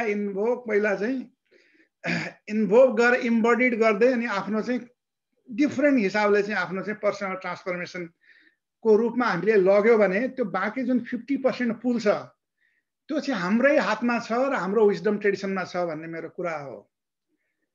त्यसैले अब डिक्सनरी डेफिनेसन आज हेऱ्यो भने what is the divine feminine,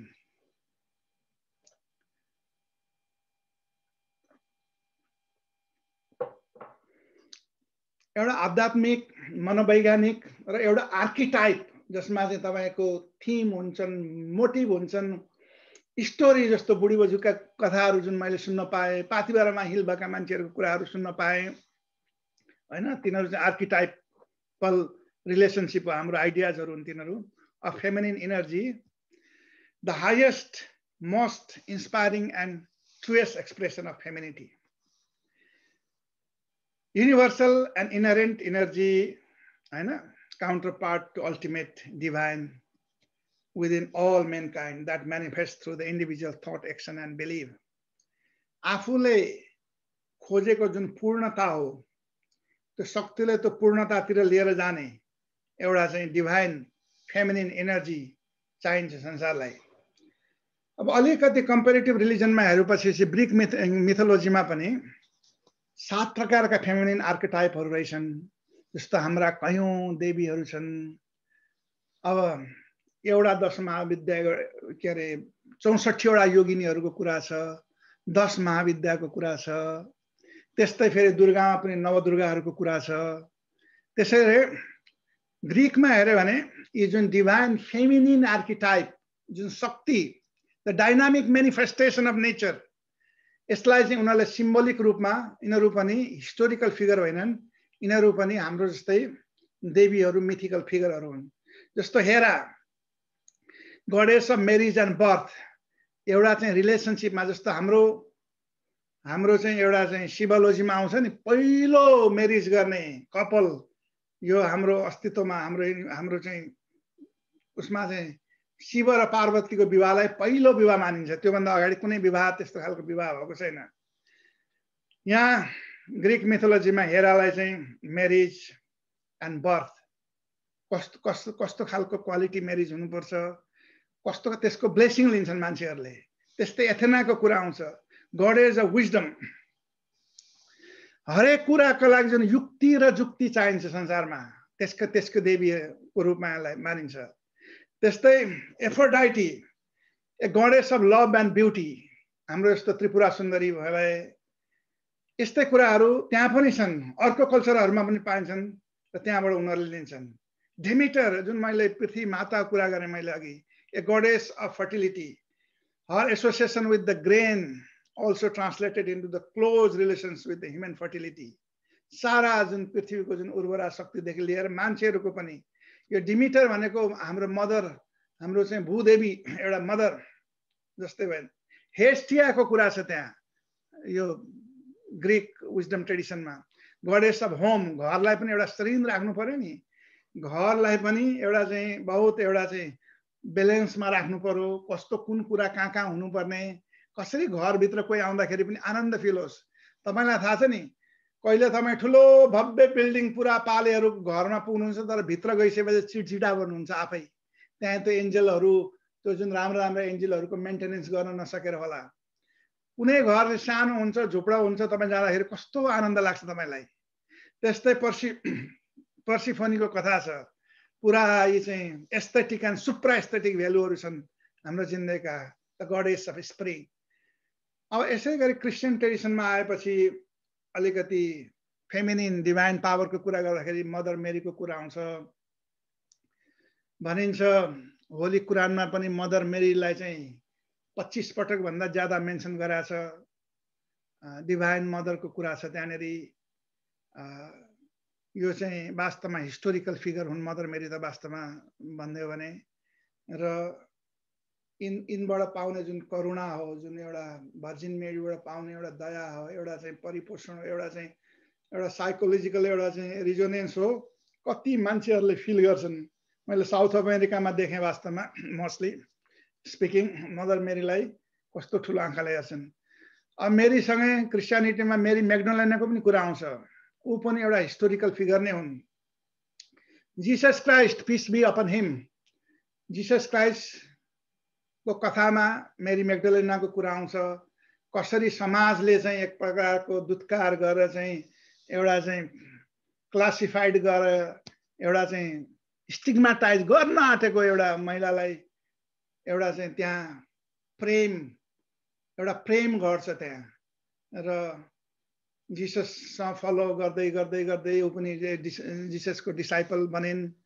र कति अनि इभेन जिससलाई क्रुसिफिक्सन गरेको बेला according to my understanding mother Mary आमा पनि त्यहाँ हुनुहुन्थ्यो, मेरी म्याग्डलेना पनि त्यही थिइन्। तर उनका धेरै चेलाहरू त भागेर कता कता गइसकेका थिए, किनभने त्यहाँ उनीहरू त्यहाँ बसेर हामी पनि मर्छौँ भन्ने त कुनै उपाय नै थिएन। खालि मदर मेरी यसैले फोटोहरू त्यहाँ देखिन्छ। यो चर्च अफ नेटिभिटी जुन चाहिँ जेरुसलेमबाट चाहिँ 6 किलोमिटर भित्र बेथलेहेममा छ, त्यहाँ मैले गएर आफैले हेरेको छु। र मदर मेरीले जिससलाई हुर्काएको ठाउँ जुन चाहिँ नाजरेथ छ त्यहाँ पनि म गएको छु। इजरायलमा जाँदाखेरि यसको लागि मैले त्यहाँ त्यतिखेरको महामहिम हाम्रो प्रहलाद प्रसाद दाईलाई धेरै धेरै नमस्कार गर्न चाहेँ यहीँबाट। त्यस्तै मेरी म्याग्डलेनाको कुरा अघि मैले भने, जो चाहिँ जिससलाई चाहिँ बडी उठाएर चाहिँ उता त्यो केबमा लगेर जुन चाहिँ राख्ने क्रममा ती पनि थिइन्। र कति क्रिस्चियनहरूले सायद यो मन पराउँदैनन्, तर यो कम्पेरेटिभ रिलिजनको प्रोफेसर हुग भान स्काइहक जुन जर्मनीमा हुनुहुन्छ, उहाँले सेयर गरेको स्टोरी हो कि मेरी म्याग्डलेना र जिससको प्रेम भएछ।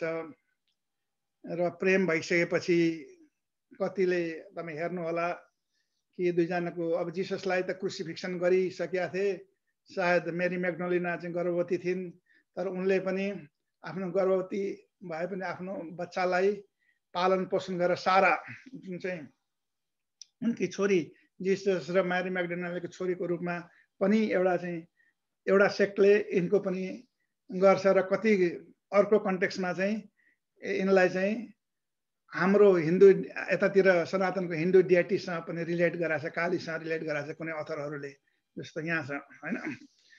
अनि यिनको पनि मैले हेरेँ, स्पेनमा पनि हेरेँ, फ्रान्समा पनि हेरेँ, यसरी मूर्ति बनाएर साराको, यी पनि चाहिँ फिमेल नै हुन्। यिनलाई पनि लगेर चाहिँ समुद्रमा लगेर कस्तो राम्रो गरी नुहाइदिँदो रहेछन्।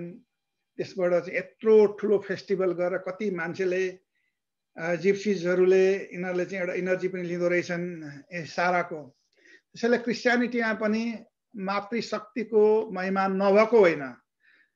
अनि त्यस्तै अब अरू सेक्ट अफ क्रिस्चियनिटीमा त गडेस अफ गुड हेल्थ क्लिनिनेसको कुरा छ, सेनिटेसनको हेजियाको छ यहाँ होइन, ईसाको यस्तै कोही कुराहरू अरू पनि ट्रेडिसनमा मैले साउथ र सेन्ट्रल अमेरिका र अरू ठाउँमा पनि हेरेँ। त्यस्तै स्विडेनमा पनि एउटा ठुलो सेन्टको कुरा आउँछ, यिनको पनि कुरा, यिनलाई पनि धेरै मान्छन्, स्विडेनमै भएको उहाँको मूर्ति हो। अलिकति इस्लामतिर आउँ, prophet Muhammad peace be upon him, उनले पनि भन्नुभएको छ कि paradise lies at the feet of the mother. जुन जन्नत हो नि, मैले पाकिस्तान र अफगानिस्तानमा काम गर्दाखेरि पनि मैले जानेको थिएँ कि तिमीले कहीँ जन्नत भेटायो भने हेर्नु आफ्नी आमाको पैर तले जन्नत है भनेको छ। र इस्लाममा पनि यो पनि छ कि तपाईँले अल्लाहलाईको नजिक जानु छ। अब हजरत अथवा मेसेन्जर भनेको त अल्लाहबाट चाहिँ एउटा टेलिप्याथी रूपमा चाहिँ एउटा चाहिँ इन्फर्मेसन लिएर जस्ताको तस्तै दिने चाहिँ त्यो पैगम्बर भए, कुरान त्यसै गरी बन्या हो। तर अल्लाहको नजिक जानलाई म चाहिँ फेमिनिन हुँ, म चाहिँ त्यो फेमिनिन सोलले त्यहाँ जान पाउँदैन। त्यसका लागि तपाईँले ब्राइड काइन्ड अफ सोल, एउटा चाहिँ त्यस्तो खालको सोल लिएर, एउटा फेमिनिन सोल लिएर मात्रै तपाईँ 7 आसमान चढ्दै चाहिँ तपाईँ चाहिँ जन्नतमा पुग्न जानुहुन्छ भनेर भनेको छ। त्यस्तै इस्लाममा राबिया पनि मेरो बहुत फेभरेट सेन्ट हुन्, जसको मैले लाइफ स्टोरी कयौं प्रकारले बुझ्ने जान्ने मौका कोसिस गरेँ मैले। मेरा सुफी साथीहरू पनि छन् जसले चाहिँ यो टेक्स्ट त्यो बाहिर देखेको कुरेको जुन चाहिँ थर्ड पर्सन एक्सपिरियन्स भन्दा पनि जो चाहिँ थर्ड पर्सन एक्सपिरियन्स भनेको जुन इल्म यकिन होइन कि जुन हक यकिन हो, जो भित्र आफ्नो हृदयले बोलेको जुन कुराहरू छन्, जस्तो त्यो खालको ट्रेडिसनमा मेन्सुरले ध्यानमा गएर मस्त भइसकेपछि आफूलाई नै मै अल्लाह हुन थाले, अनहल हक भन्न थाले। अनि त्यो कुरा चाहिँ त्यतिखेरका मान्छेहरूले मन पराएनन्। यो नभन् भनेर भन्दाखेरि पनि उनले चाहिँ कहो म त आफू त एक्जिस्ट नै गर्दिनँ, खालि म त एक रस भइसकेँ भन्ने थालेपछि उनलाई चाहिँ सबैका अगाडि सुली चढाइयो। अनि सुली चढाइसकेपछि त्यो रगत तलतिर बगेर चाहिँ अनहल हक लेखा थियो अरबिक वर्ल्डमा, त्यही भएर मान्छेहरूले मान्न थाले भन्ने पनि एउटा कथा छ।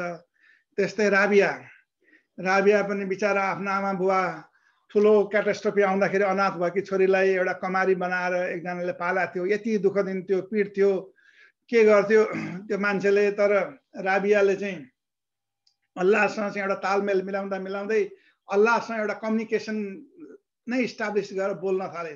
एक दिन त्यो मान्छेले गएर सुन्यो कि कोसँग भित्र के कुरा भइरहेछ, दुईटा आवाज आइरहेछ भन्दाखेरि, अन्त हेर्दाखेरि त राबिया मात्रै छन्, ऊ त छैन भनेपछि अनि उसले रेस्पेक्ट गरेर, हेर मैले तँलाई चिने, तँमा दिव्यता रहेछ, तँमा पनि दिव्य शक्ति रहेछ, त्यो भएको हुनाले कि मसँग बिहे गरेर यहीँ बस कि चाहिँ त खुला गएर एउटा चाहिँ जे गर्न मन लाग्छ त्यो गर भनेपछि म यहाँ बसेर तिम्रो रानी बन्न चाहन्न, म बाहिर जान्छु भनेर। अनि उनको त्यो पोएट्री सबै कुराहरू भित्रबाट जुन एउटा हक यकिन भनिन्छ।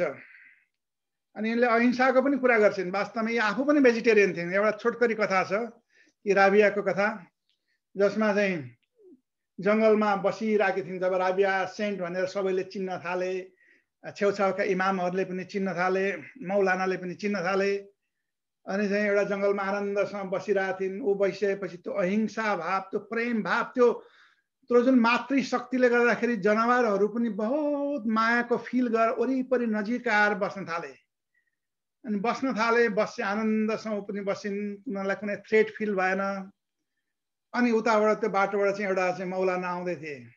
मौलाना आएको देखिसकेपछि जनावरहरू फाटफुट कुदेर जङ्गलभित्र पसे।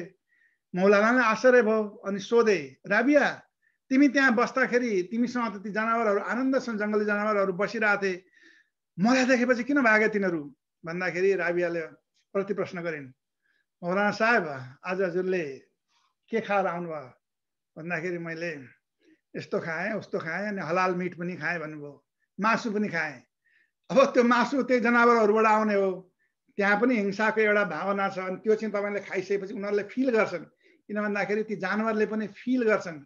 त्यसैले त भनिन्छ जति चाहिँ त्यो क्वालिटी अफ कम्प्यासन भएको घरमा जहाँ चाहिँ जुन मातृशक्तिले बहुत आनन्दले बहुत खुसीले एउटा चाहिँ कम्प्यासनको भावले पकाएको खानाकुरामा पनि आफ्नै हुन्छ। मैले यो आफूले ब्रह्मकुमारीहरूमा जहिले पनि म जाँदाखेरि म यसो विचार गर्छु, त्यो मातृशक्तिलाई पनि म हेर्छु कि केही महिलाहरूले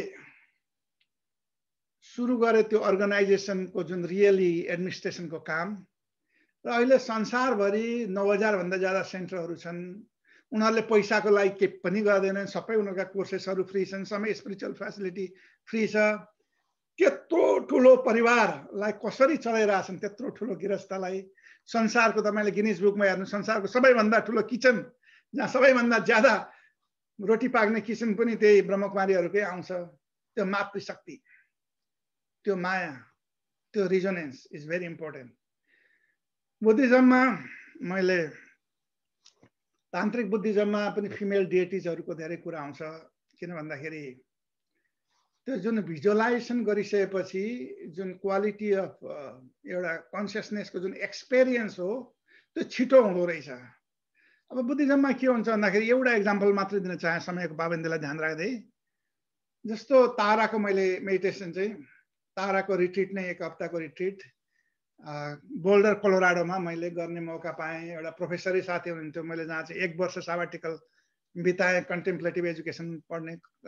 त्यो कन्टेम्प्लेटिभ एजुकेसनको चाहिँ त्यो डिपार्टमेन्टमा काम गर्ने, पढ्ने, आफू रिभ्यू गर्ने क्रममा अनि ताराको मेडिटेसन गर्दाखेरि चाहिँ तपाईँलाई चाहिँ अब करुणावान भन्नु मुखले त बहुत सहिलो छ, कम्प्यासनको कुरा गर्न त बहुत शैली छ, तर एक्चुअल कम्प्यासन गर्नलाई चाहिँ त्यो कम्प्यासनका जुन डिएटिजहरूलाई तपाईँले चाहिँ त्यो आर्किटाइपल अघि भने नि आर्किटाइपल रिलेसनसिप थीम अथवा त्यो स्टोरीलाई तपाईँले चाहिँ त्यो सही हो भन्ने खालको एउटा मेन्टलाइजिङ भनिन्छ, जसलाई मेन्टलाइजिङ गर्नुपर्छ।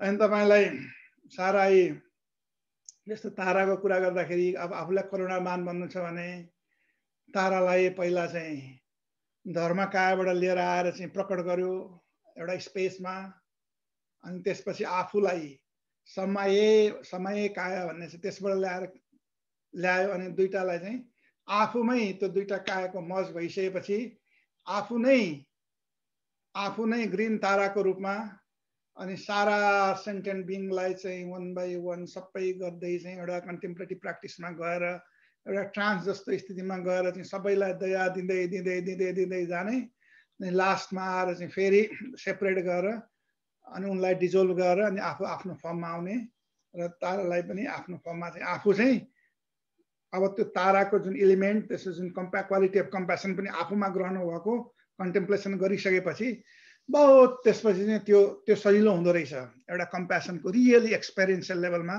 यो कुराहरू पनि मैले भन्न चाहेँ ग्रीन ताराको कुरा। तर कयौँ प्रकारका ताराहरू छन्, बुद्धिस्ट ट्रेडिसनमा कयौँ प्रकारका ट्रेडिसनहरू छन्। वास्तवमा सम्भोग कायबाट ल्याउन फेरि साधनामा अलिकति गाह्रो पर्यो भने तपाईँका ढाकिनीहरू छन्, यी पनि चाहिँ जुन स्काई डान्सरका कुराहरू छन्। यो बहुतै त्यो चाहिँ एक्सपिरियन्सियल कुरा भएको हुनाले एक्सपिरियन्स गुरु जसले चाहिँ कयौँ वर्षसम्म बिताएको छ साधनामा त्यसले मात्रै त्यो फिल र कुरा गर्न सक्छ। र जाँदा जाँदै अन्त्यतिर अब अलिकति आफ्नो सनातन धर्मतिर पनि आउनु पर्यो र मैले प्रोफेसर भवानी प्रसाद खतिवडालाई पनि नमस्कार गर्न चाहेँ, प्रोफेसर स्थानेश्वर तिमिल सेनालाई पनि नमस्कार गर्न चाहेँ, प्रोफेसर बालचन्द्र लुइटेललाई पनि नमस्कार गर्न चाहेँ र प्रोफेसर हुग भान स्काई हक लगायत अरू जसले मलाई अलिकति यो समाजको लागि अलिकति आइडिया जुन दिएर चाहिँ मैले आज यो प्रस्तुत गर्न गइरहेको छु।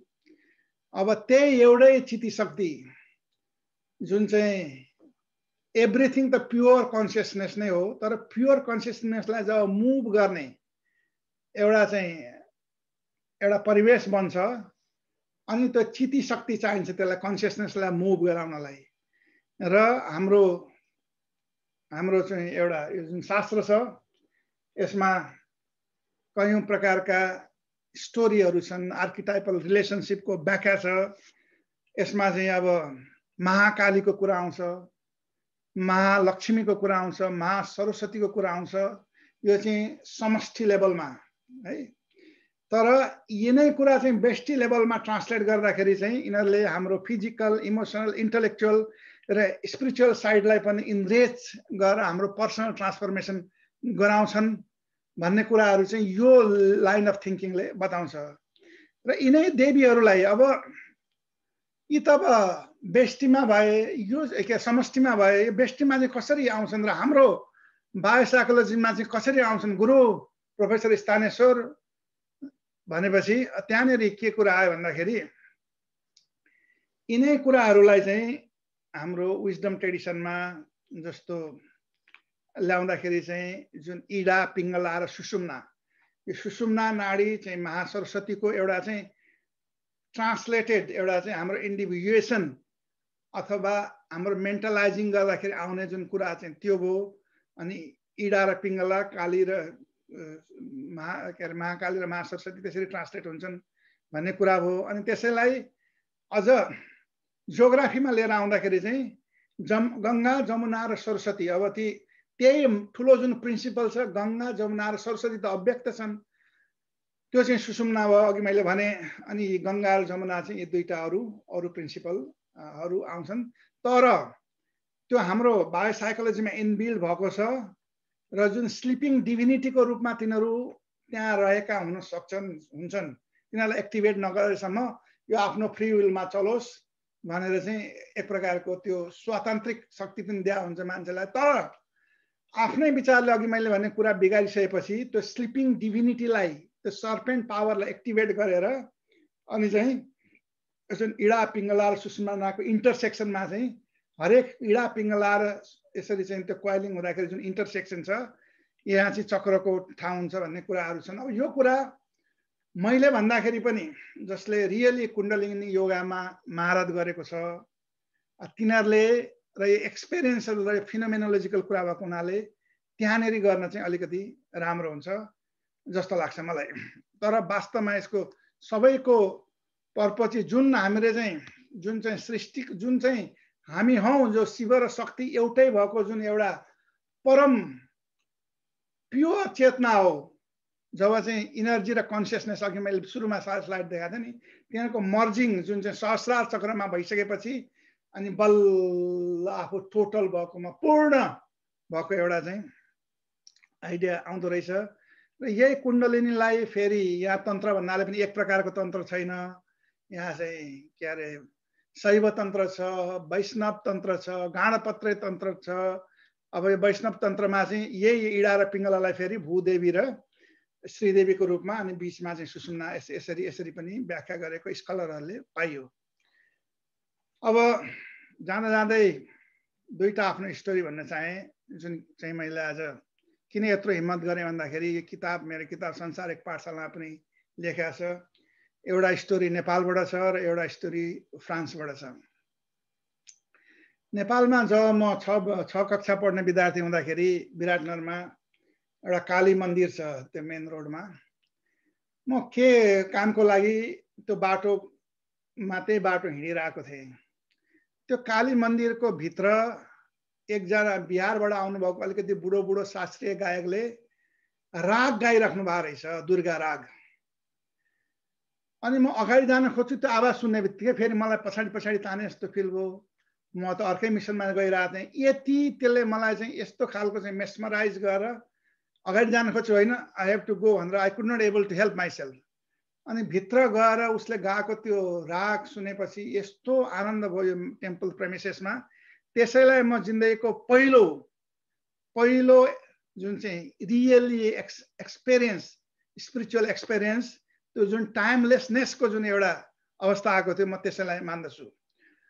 अर्को स्टोरी फ्रान्सबाट छ, लामोलाई छोटो पार्दाखेरि यो चाहिँ 2009 मा श्री हिज होलिनेस रविशङ्करको एडभान्स कोर्स थियो। यो पेरिस र लियनको बिचमा एउटा घनघोर जङ्गलमा चाहिँ पुरानो राजाको एउटा क्यासल जुन चाहिँ पछि चाहिँ यस्तै कन्फरेन्सहरू गर्नलाई दिया रहेछ, यो जङ्गलको यता छेउमा थियो। त्यसमा म यो जङ्गल अब त्यो एडभान्स कोर्सहरू चलिरहेको थियो, 2-3 दिन कति बितेको थियो गएर, साधना पनि बेसरी भइरहेको थियो। अनि मलाई यो जङ्गलभित्र जाने, त्यतिखेर जङ्गल यही अवस्थामा थियो, भित्र जाने मन आयो, भित्र गएँ। अनि भित्र गइसकेपछि एउटा ओडार भेटियो। त्यहाँनेरि त्यो ओडारमा चाहिँ मदर मेरीको एउटा स्ट्याचु रहेछ। यस्तो दया र करुणाले मलाई हेरे जस्तो लाग्यो, त्यो हेरिरहेँ, केही बोलेको जस्तो पनि लाग्यो मलाई। अनि चाहिँ त्यति गरिसकेपछि मेरो ब्याट्री कम हुँदैछ, म अलिकति पहिला ब्याट्रीलाई उ गरिहालौँ है त। के भयो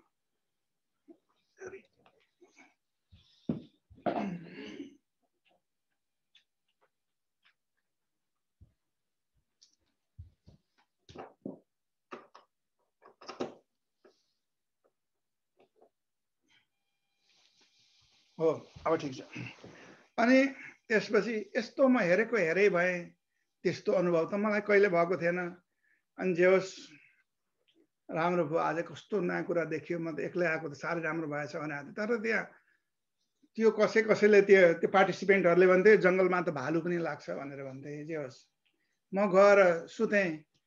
राति सुतेको 3 बजे अँध्यारो थियो, आँखा खुल्यो मेरो। मलाई यस्तो लाग्यो कि चाहिँ त्यो ओडारमा ती मदर मेरीले मलाई फेरि आइज भन्ने जस्तो लाग्यो। यहाँ आएर फेरि साधना गर भन्ने जस्तो पनि एक प्रकारको भाव आयो। र म एक्लै बिस्तारै बिस्तारै त्यतातिर लम्किन थालेँ फेरि। अनि त्यहाँ गएँ बिस्तारै बिस्तारै। त्यो ओडारको छेउमा एउटा सानो खोल्सो पनि छ, त्यसको आवाज ती रुखहरूबाट आएको हेरिराख्नु भएको छ। कोनिफरस फरेस्ट पनि छ। त्यो आवाज पनि सानोभन्दा सानो आवाज पनि मेरो उसले रेकर्ड गरिरहेछ।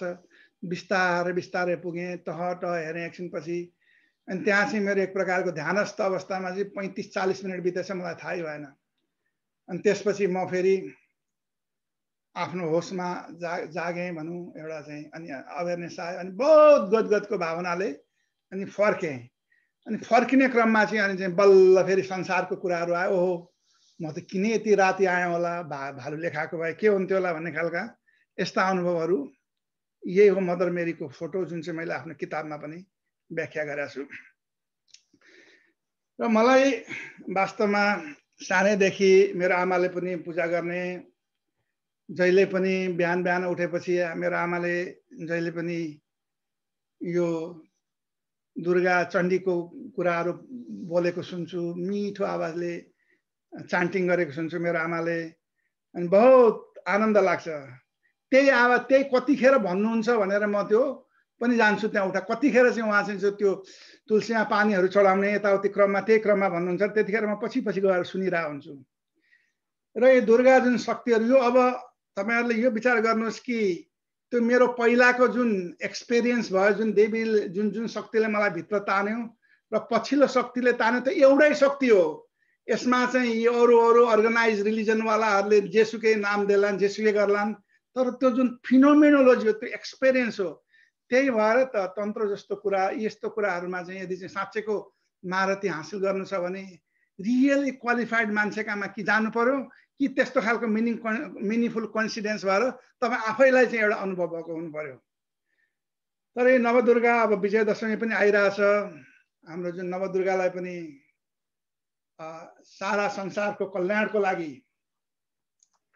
जुन मार्कण्डेय पुराणमा चाहिँ मार्कण्डेयले आफ्नो परमपिता ब्रह्मालाई सोधेछन्। अब कथा, पौराणिक कथा छ कि हे परमपिता, यस्तो गुह्य सेक्रेट कसैले अहिलेसम्म थाहा नभएको जो चाहिँ सबैलाई कल्याण गर्ने एउटा विद्या होस्, त्यो मलाई बताइदिनुहोस्।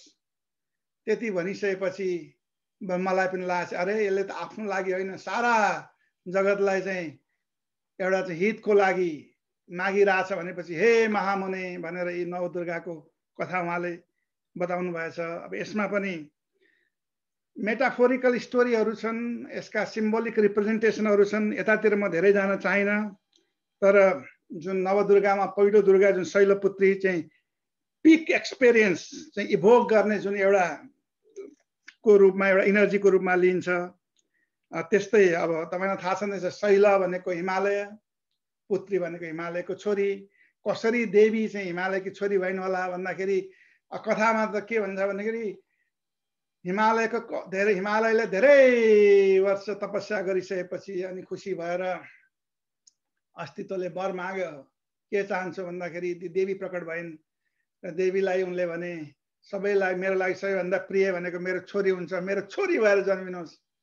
छोरी कति प्रिसियस हुन्छ घरमा, हजुरहरूलाई त थाहा छ नि। भनिन्छ छोरी जब घरमा आइसकेपछि घरको हरेक कर्नल उज्यालो हुन्छ र जस्तो सुकै कडा मान्छे, क्रूर मान्छे पनि जब आफ्नो छोरीलाई अन्बाएर पठाउँछ त्यस दिन रुन्छ अरे भन्ने मैले सुनेको छु, मैले देखेको पनि छु। त्यस्तै ब्रह्मचारिणी छ जसले तपाईलाई चाहिँ इन्फिनिटतिर मुभ गराउने एउटा डाइनामिक पावर दिन्छ हैन। अनि त्यस्तै चन्द्रघण्टा छन्, त्यस्तै उस्माण्डा छन्, त्यस्तै तपाईको अझ चाहिँ तपाईको स्कन्द माता छन्। जस्तो अब साउथ इन्डियामा मैले देखेँ यो जुन हिन्दुइजमका 6वटै स्कुल अफ नलेज चाहिँ स्कन्द माताले दिनुहुँदो रहेछ यी सिखरहरूलाई। त्यस्तै कात्यायनी छन् जसमा चाहिँ मान्छेलाई त हाम्रो लेभलको जुन अस्तित्व छ, हामीलाई त रेस्ट पनि चाहिन्छ, हामीलाई रात्रि पनि चाहिन्छ। हामीलाई खालि दिनमा खालि रजोगुणमा कुदै गएर हुँदैन। त्यसैले त्यो खालको एउटा त्यो पनि चाहिन्छ हामीलाई, कालो रात्रि भए। अनि त्यस्तै महागौरीको कुराहरू पनि छन्, अल्टिमेट लिबरेसनको कुराहरू छन्। अनि पर्फेक्सन, सिद्धिदात्री। तपाईलाई जस्तो एउटा बहुत फाइन न्युरोसर्जन बन्नु पर्यो, जसले चाहिँ बहुतै सक्सेसफुल बन्नु पर्यो भने त्यो खालको जुन प्रिसिजन एस्पेक्टको लागि सिद्धिदात्रीको तपाईलाई छैन भने तपाईँ पढ्नु त हुन्छ, डिग्री त पाउनुहुन्छ, तर तपाईँ सक्सेसफुल सर्जन बन्न सक्नुहुन्न। त्यसैले यी शक्तिहरूको कुराहरू छन् र यी शक्तिलाई बहुत राम्रो गरी दुर्गा सप्तशतीमा राम्रो गरी भनेको छ। प्रथमं शैलपुत्री च द्वितीयं ब्रह्मचारिणी तृतीयं चन्द्रघण्टेति कुष्माण्डेति चतुर्थकम् पंचमं स्कन्दमातेति षष्ठं कात्यायनीति च सप्तमं कालरात्रि च महागौरीति च अष्टमं नवमं सिद्धिदात्री च नवदुर्गा प्रकीर्तितः। यो चाहिँ मैले मेरो दाइ पनि त्यहाँ हुनुहुन्छ जसले मलाई रिठ्ठे साधु हेरिराख्नु भएको छ, उहाँलाई सुनाएको। अब यसका आफ्नै कथाहरू छन्, यतातिर पनि नजाउँ। र यी जो इनर्जी हो यिनीहरूलाई चाहिँ फेरि डिफ्रेन्ट टाइम स्पेस र कजालिटीमा 10 महाविद्याको रूपमा पनि यिनीहरूलाई चाहिँ व्याख्या गरिएको रहेछ। यो 10 महाविद्या चाहिँ तिनीहरू चाहिँ जुन इनर्जीहरू हुन् जो चाहिँ अब धेरै मैले व्याख्याहरू मैले कामाख्या मन्दिरमा जाँदाखेरि त्यहाँका स्कलरहरूबाट पनि जान्ने मौका पाएँ। अरू प्रोफेसर श्रीदेवी ब्रिङ्गी जुन चाहिँ नारोपा विश्वविद्यालयको पहिला प्रोफेसर हुनुहुन्थ्यो, अहिले रिटायर हुनुभयो, उहाँले पनि हिन्दू तन्त्र पढाउँदाखेरि यो पढाउनु हुँदो रहेछ। तर मलाई चाहिँ अलिकति मलाई घुसेको चाहिँ यो डक्टर मधु यो डक्टर सागरमले जुन एउटा प्रस्तुत गर्नुभएको छ त्यसको आफ्नो गुरुहरूबाट लिएको यसको बारेमा चाहिँ उहाँले शक्ति जुन छ चाहिँ यसलाई चाहिँ पर्सनल ट्रान्सफर्मेसन अथवा ट्रान्सफर्मेसनल एस्पेक्टमा लिएर आउँदाखेरि transformation of beauty, transformation of space, transformation of activity और time, transformation and transformation of इनर्जीको रूपमा उहाँले ल्याएर जोड्नु भएको रहेछ। र यसको बारेमा एउटा छुट्टै एउटा गहन खालको म चाहिँ तपाईहरुलाई गर्नेछु 10 महाविद्याको बारेमा। यसमा पनि आज म जान चाहिन, किन भन्दाखेरि यो आफ्नो आफैमा। तर यी जुन चाहिँ तपाईले चाहिँ एउटा रिलेसनशिप क्रिएट गर्नुभयो र आफ्नो साइकोलोजीमा भएका कयौं प्रकारका यी चाहिँ कुरा कर्कटहरूलाई चाहिँ वास गर्नुभयो, यसका लागि जुन दैवी शक्तिलाई तपाईले चाहिँ पहिला इन्भोक गरेर इम्बडिङ गर्न जान्नुभयो भने तपाईको जुन यो फिजिकल लिमिटेसन बन्दैन।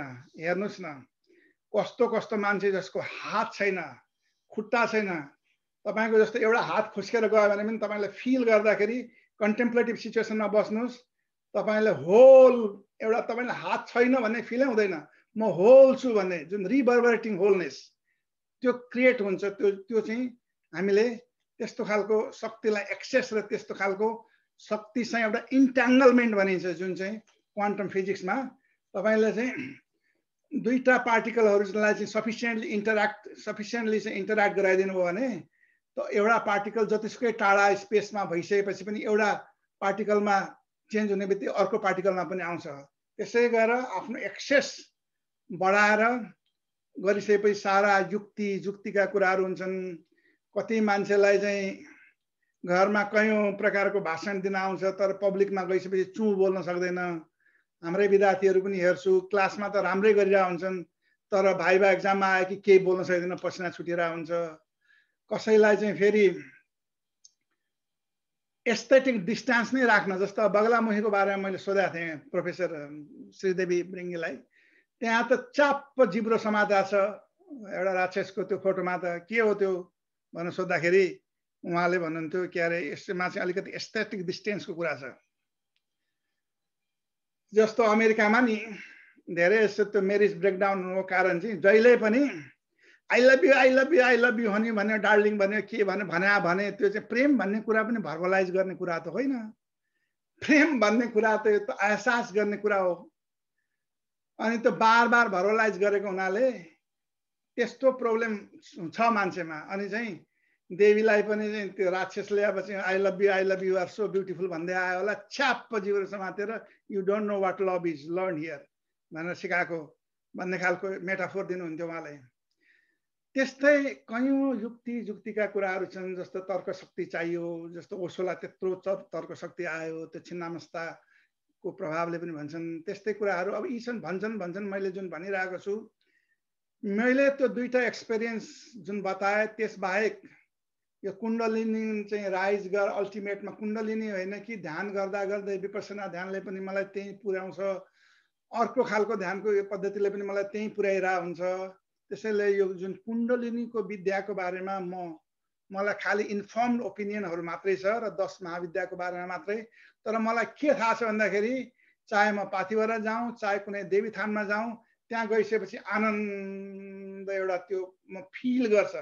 किन भन्दाखेरि हुनसक्छ ममा भएको जुन एन्टिनाची त्यो रिसेप्टिभिटी, त्यो इनर्जीको जुन एउटा लाई क्याप्चर गर्ने एउटा रिसेप्टिभिटी आइसकेको छ जस्तो लाग्छ मलाई। त्यसै हेर्नुहोस् न, अन्त्यमा झमक कुमारी घरेलाई मैले यहाँ प्रस्तुत गर्न चाहेँ। तपाईको कुनै त भित्र चाहिँ एउटा चाहिँ त्यो पावर नभइकन जुन मान्छेलाई चाहिँ हातले लेख्ने शक्ति पनि छैन, खुट्टाले लेखेर एउटा किताब, त्यो पनि त्यस्तो खालको राम्रो किताब जीवन काँडा के फुल कसरी गरायो होला तपाईँ imagine, it's beyond your imagination. अनि झमक कुमारी घरेलाई म डाक्टर झमक कुमारी घरले पनि भन्न चाहन्छु, किनभने सी रिसिभ ए अनररी डक्टर डिग्री।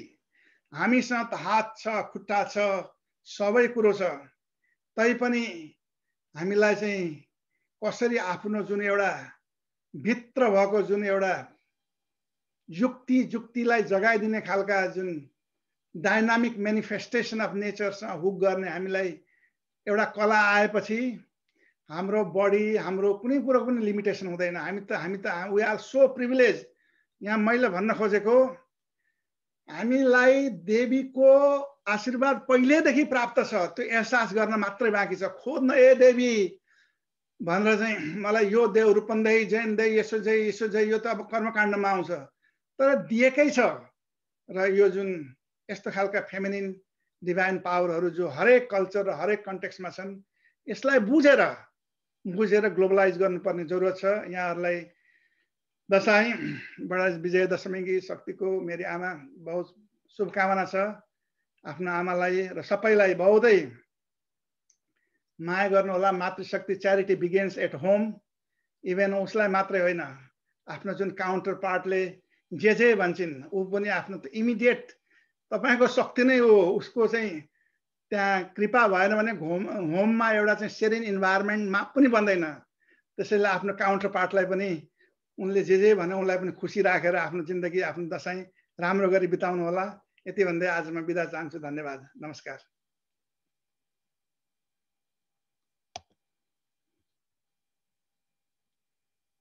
धेरै धेरै धन्यवाद आदरणीय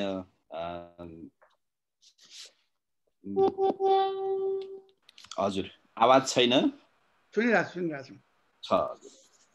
बडो सुन्दर सारगर्भित समय सापेक्ष र एकदमै हृदयस्पर्शी विश्लेषणात्मक बौद्धिकता विज्ञान ज्ञान अन्तर्दर्शन अन्तर्दृष्टि सबैले भरिएको प्रेजेन्टेसन आदरणीय विशाल सरलाई धेरै धन्यवाद। हामी धेरैले चिन्तन गर्दै थियौं हाम्रो प्रायजसो विषयवस्तु योगमा जोडिएको भए हुन्थ्यो भनेर, तर योगको पनि महायोग थियो यो। अहिले हामी सबैलाई स्पष्ट भयो, किनभने जुन शक्ति र शिवको मिलन, खास गरी प्रकृति र पुरुषको मिलनको कुरा योगमा आउँछ। राजु सर हजुर, लक्कीले मेरो आमा पनि आउनु भएको रहेछ हैन, उहाँलाई पनि अनम्युट गरिदिउँ र एक शब्द उहाँको आशीर्वाद। हामी उहाँ 93 वर्षको हुनुहुन्छ हैन। हजुर ल कस्तो सुन्दर, कस्तो उहाँ हजुरलाई दर्शन। हाम्रो सुरेन्द्र सरलाई पनि नमस्कार।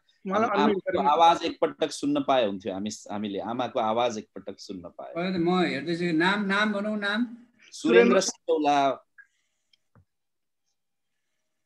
आमा देखिरहेका छौँ हामीले माताश्रीलाई।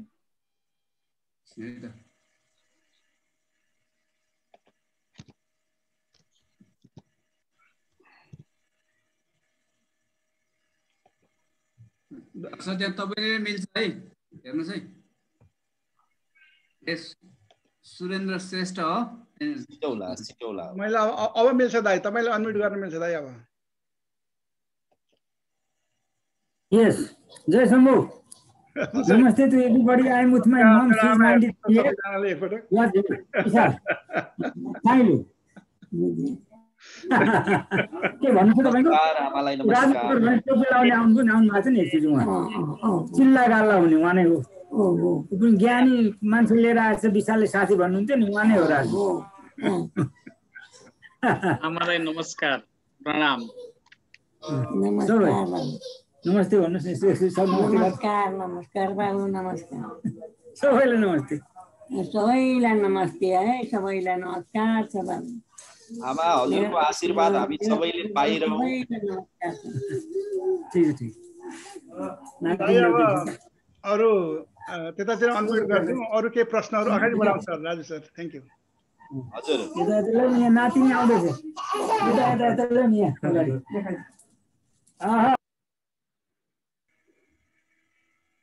Oh my God. Another divine नातिनी। हाम्रो सुरेन्द्र सरको नातिनी हजुर। आदरणीय सुरेन्द्र सर चाहिँ हाम्रो विशाल सरको भ्राता, ज्येष्ठ भ्राता हुनुहुन्छ दाजु, जो चाहिँ शिक्षाविद, कवि, लेखक र एक सामाजिक सेवाको क्षेत्रमा हुनुहुन्छ। बडो रसिक व्यक्तित्व। उहाँलाई पनि धेरै धेरै स्वागत, नमस्कार, धन्यवाद। ल सर अगाडि बढाउँ कुराहरु। Thank you. हजुर, धेरै धन्यवाद आदरणीय विशाल सर। हामीलाई धेरै फिडब्याकहरू आएका छन्, निकै मन छुने जीवन उपयोगी प्रवचन भनेर योगेश्वर भाटजीले, पुष्कर पन्तजीले एक्सिलेन्ट प्रेजेन्टेसन, सुशीला चटर्जी नेपालीजीले म पनि यो क्षेत्रमा लागि पर्छु, यो बडो सुन्दर प्रस्तुति रह्यो भनेर उहाँले भन्नुभएको छ। त्यसै गरी अरू फिडब्याकहरू पनि एकदमै सुन्दर छन्। प्रश्न चाहिँ हजुरको सायद एकदमै स्पष्ट सुस्पष्ट हृदय छुने प्रेजेन्टेसन भएकोले होला प्रश्न चाहिँ अहिलेसम्म देखिएको छैन, फिडब्याकहरू छन् र एकदम एक्सिलेन्ट, नमस्कार भनेको छ। यदि कसैको केही प्रश्न छ भने एउटा या बढीमा दुईटा प्रश्न हामी भर्बल्ली राख्न सक्छौँ। हाम्रो समय निकै अगाडि गइसकेको छ। कसैको मनमा त्यस्तो जिज्ञासा छ भने सिधै आफूलाई अनम्युट गरेर जिज्ञासा आदरणीय विशाल सर समक्ष राख्दिन म अनुरोध गर्छु। हामी सहभागी मध्ये कसैमा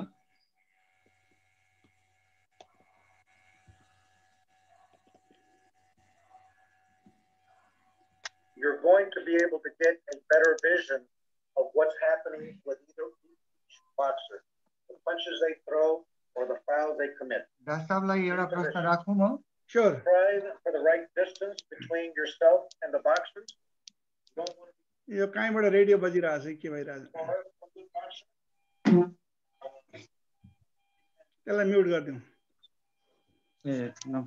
हजुर प्रणाम नमस्ते डाक्टर साहब म पुष्कर पन्त ए पुष्कर भाइ मैले एउटा सानो जिज्ञासा राखिहालेँ हामी अध्यात्ममा लागेका मान्छेहरू अलिकति स्पिरिचुअल मान्छेहरू आमालाई जननी जन्मभूमि स्वर्गादपि गरिएसी भन्छौँ बखान गर्छौँ तर सबैभन्दा बढी वृद्ध आश्रमहरू सबैभन्दा बढी दुःख पाउने आमाहरू शिक्षित फ्यामिलीबाट नै हुन्छन् सबै त्यस्तो छैन गाउँघरमा अहिले पनि आमालाई जुन श्रद्धा जुन सम्मान जुन रेस्पेक्ट छ अनपढहरू भनौँ न गाउँमा धेरै विद्या धेरै ज्ञान हासिल नगरेका मान्छेहरूले त्यो एउटा सम्मान दिइरहेकै छन् तर जुन सो कल एजुकेसन डेभलप सिटीहरूमा डेभलप ठाउँहरूमा यस्तो समस्या के हुन्छ एउटा यो सानो मेरो जिज्ञासा मनमा आयो धन्यवाद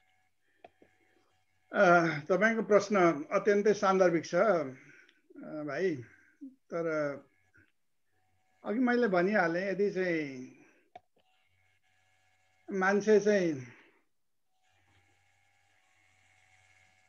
फुलफिलमेन्टको लागि हैन कि एचिभमेन्टको लागि चाहिँ कुद्यो भने त्यसले धेरै कुराहरू चाहिँ त्यो राट रेसमा गुमाउँदो रहेछ प्रिसियस कुराहरू गुमाउँदो रहेछ र त्यो जुन तृप्ति आफूले खोजेको त त्यही आनन्द हो जुन चाहिँ एउटा रिलेसनशिपबाट नै पाइन्थ्यो quality of relationship science of ह्याप्पिनेसले पनि त्यही भन्छ तर चाहिँ त्यो जुन 10% जुन मैले देखाएँ नि त्यो 10% को त्यो ह्याप्पिनेसको लागि चाहिँ आफ्नो 90% कुराहरू गुमाउन थाल्यो भने अनि त्यहाँनेरि त्यो मान्छे चाहिँ फल्स प्रेमिसेस अफ ह्याप्पिनेसको शिकार भएर अनि पश्चिमले देखाएको डेभलपमेन्ट पाथ जुन चाहिँ कुराहरूमा पनि धेरै ब्रुड गर्न थाल्यो र आफूको आफ्नो फिनोमेनोलोजी के हो आफ्नो मन चाहिँ आफ्नो भित्रको तार चाहिँ कसरी बच्छ भन्ने त्यो क्लुतिर जानेर चाहिँ सेल्फ डिस्कभरीतिर गर्न जानेन र बाहिर यो दृश्य जगतमा चाहिँ भनिन्छ नि इन्डलेस वान्डरिङ त्यस्तो मान्छेलाई कहिले सुख पनि हुँदैन जसले चाहिँ आमालाई बाबुलाई वृद्धाश्रम पठाएर आफू चाहिँ दुनियाँभरिको के अरे जसले चाहिँ सम्मान श्रद्धा गर्दैन नि त्यही भएर त होला यहाँ त वृद्धाश्रम पनि पठाउनु पर्दैन भाइ यहाँ त सारा नर्वेमा सोसियल सेक्युरिटी यति राम्रो छ सब आमा बाबुलाई कस्तो राम्रो एउटा होटल जस्तो यस्तो राम्रो परिवेशमा 24 आवर नर्सिङ सबैलाई फेरि दिएर राखेको छ तर त्यो सुरुमा कनेक्सन नभएको हुनाले अनि मान्छेलाई के नपुगे जस्तो यस्तो हाम्रो देशमा पनि किन त साइकियाट्री निड त्यति धेरै 30-35% यो युरोपमा चाहिएको होला किन त खाली पन महसुस भएको भन्दाखेरि त्यस्तै खालको एउटा एटिच्युड जसले सम्बन्धलाई चाहिँ र आफ्नो जुन चाहिँ रियली आफ्नो जुन इमोसनल क्यापिटल गुमाएपछि फाइनान्शियल क्यापिटलले केही पनि गर्दो रहेछ धन्यवाद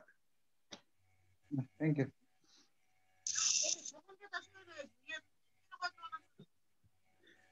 हजुर अब हामी अन्तिम प्रश्न कसैको छ भने आजका लागि लिन सक्छौं यदि छैन भने पनि बडो आनन्दको हामीले चर्चा गरिरहेका छौं छ भने कृपया राखिदिन म अनुरोध गर्छु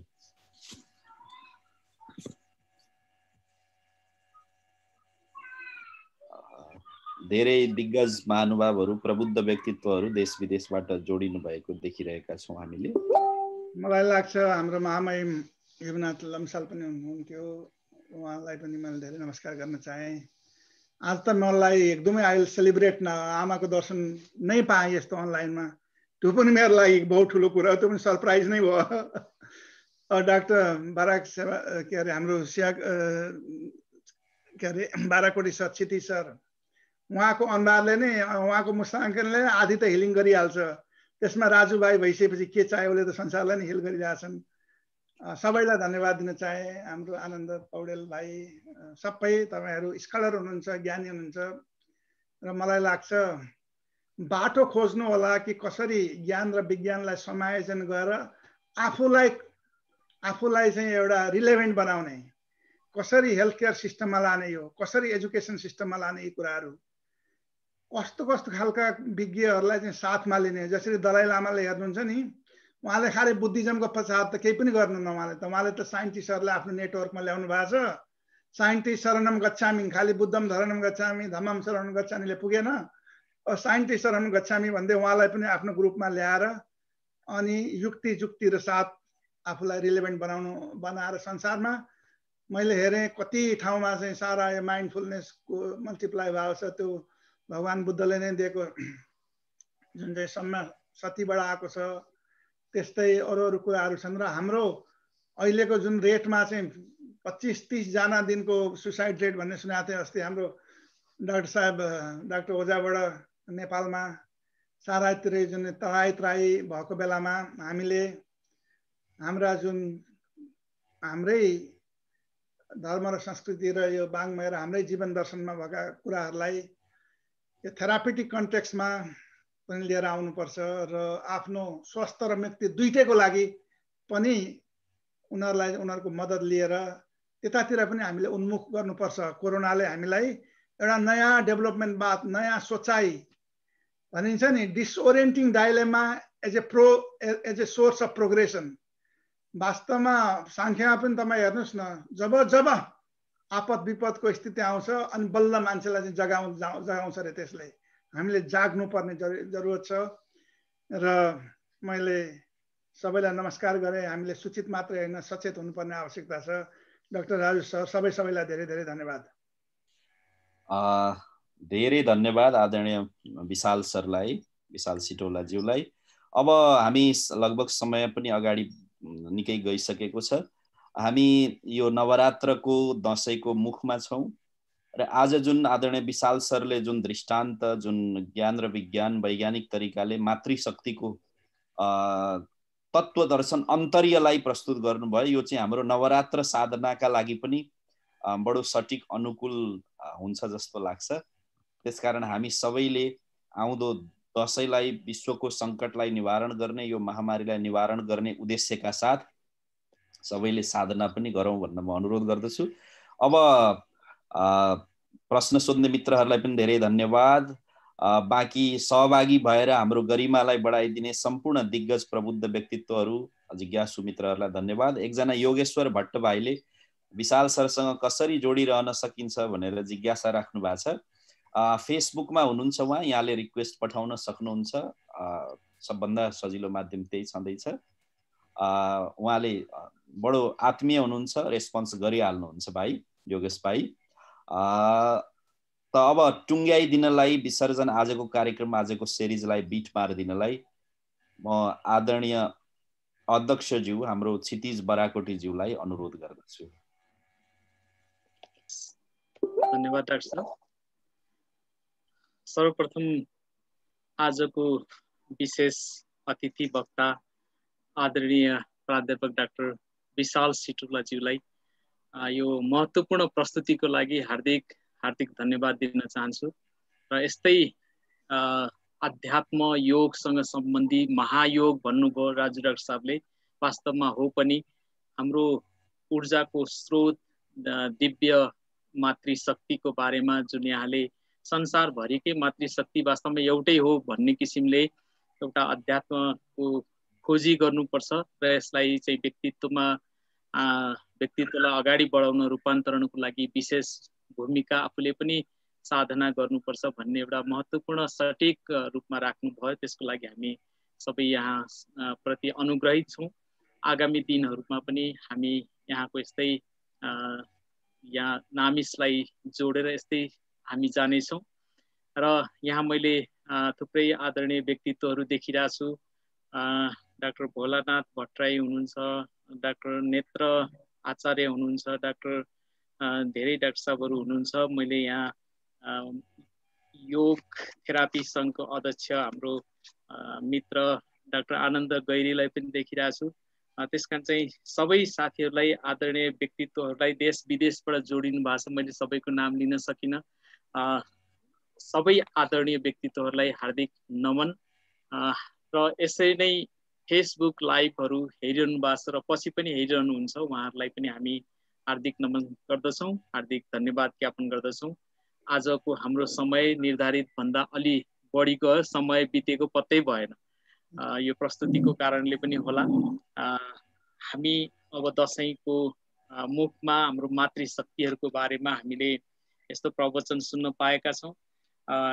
अब हामी साधना पनि गरौँ भन्दै हामीले आजको लागि यहाँहरू सबै उपस्थित हुनुभयो र नामिसका साथीहरूलाई पनि म हार्दिक धन्यवाद दिन चाहन्छु जसले तयारी गर्नुभयो, उहाँहरूलाई पनि, प्राविधिक पक्षलाई हेर्नुभएको साथीहरूलाई पनि सबैलाई दसैँको अग्रिम शुभकामना भन्दै म हार्दिक नमन गर्दछु। सुरेन्द्र सर पनि हुनुहुन्छ, उहाँलाई पनि हार्दिक नमस्कार।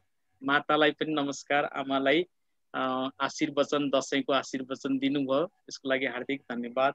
सबै साथीहरूलाई आज कार्यक्रम यही समापन भएको घोषणा गर्दछु। नमस्कार। र अर्को सिरिजमा हामी साधनाका विषयलाई लिएर उपस्थित हुनेछौँ।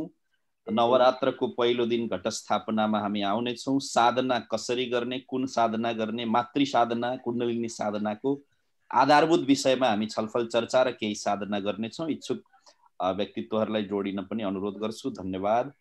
र समय कति भयो विशाल सरको, टाढाबाट पनि हामीलाई आत्मीय समय दिनुहुने आदरणीय विशाल सरलाई धेरै धन्यवाद। धन्यवाद सबैलाई।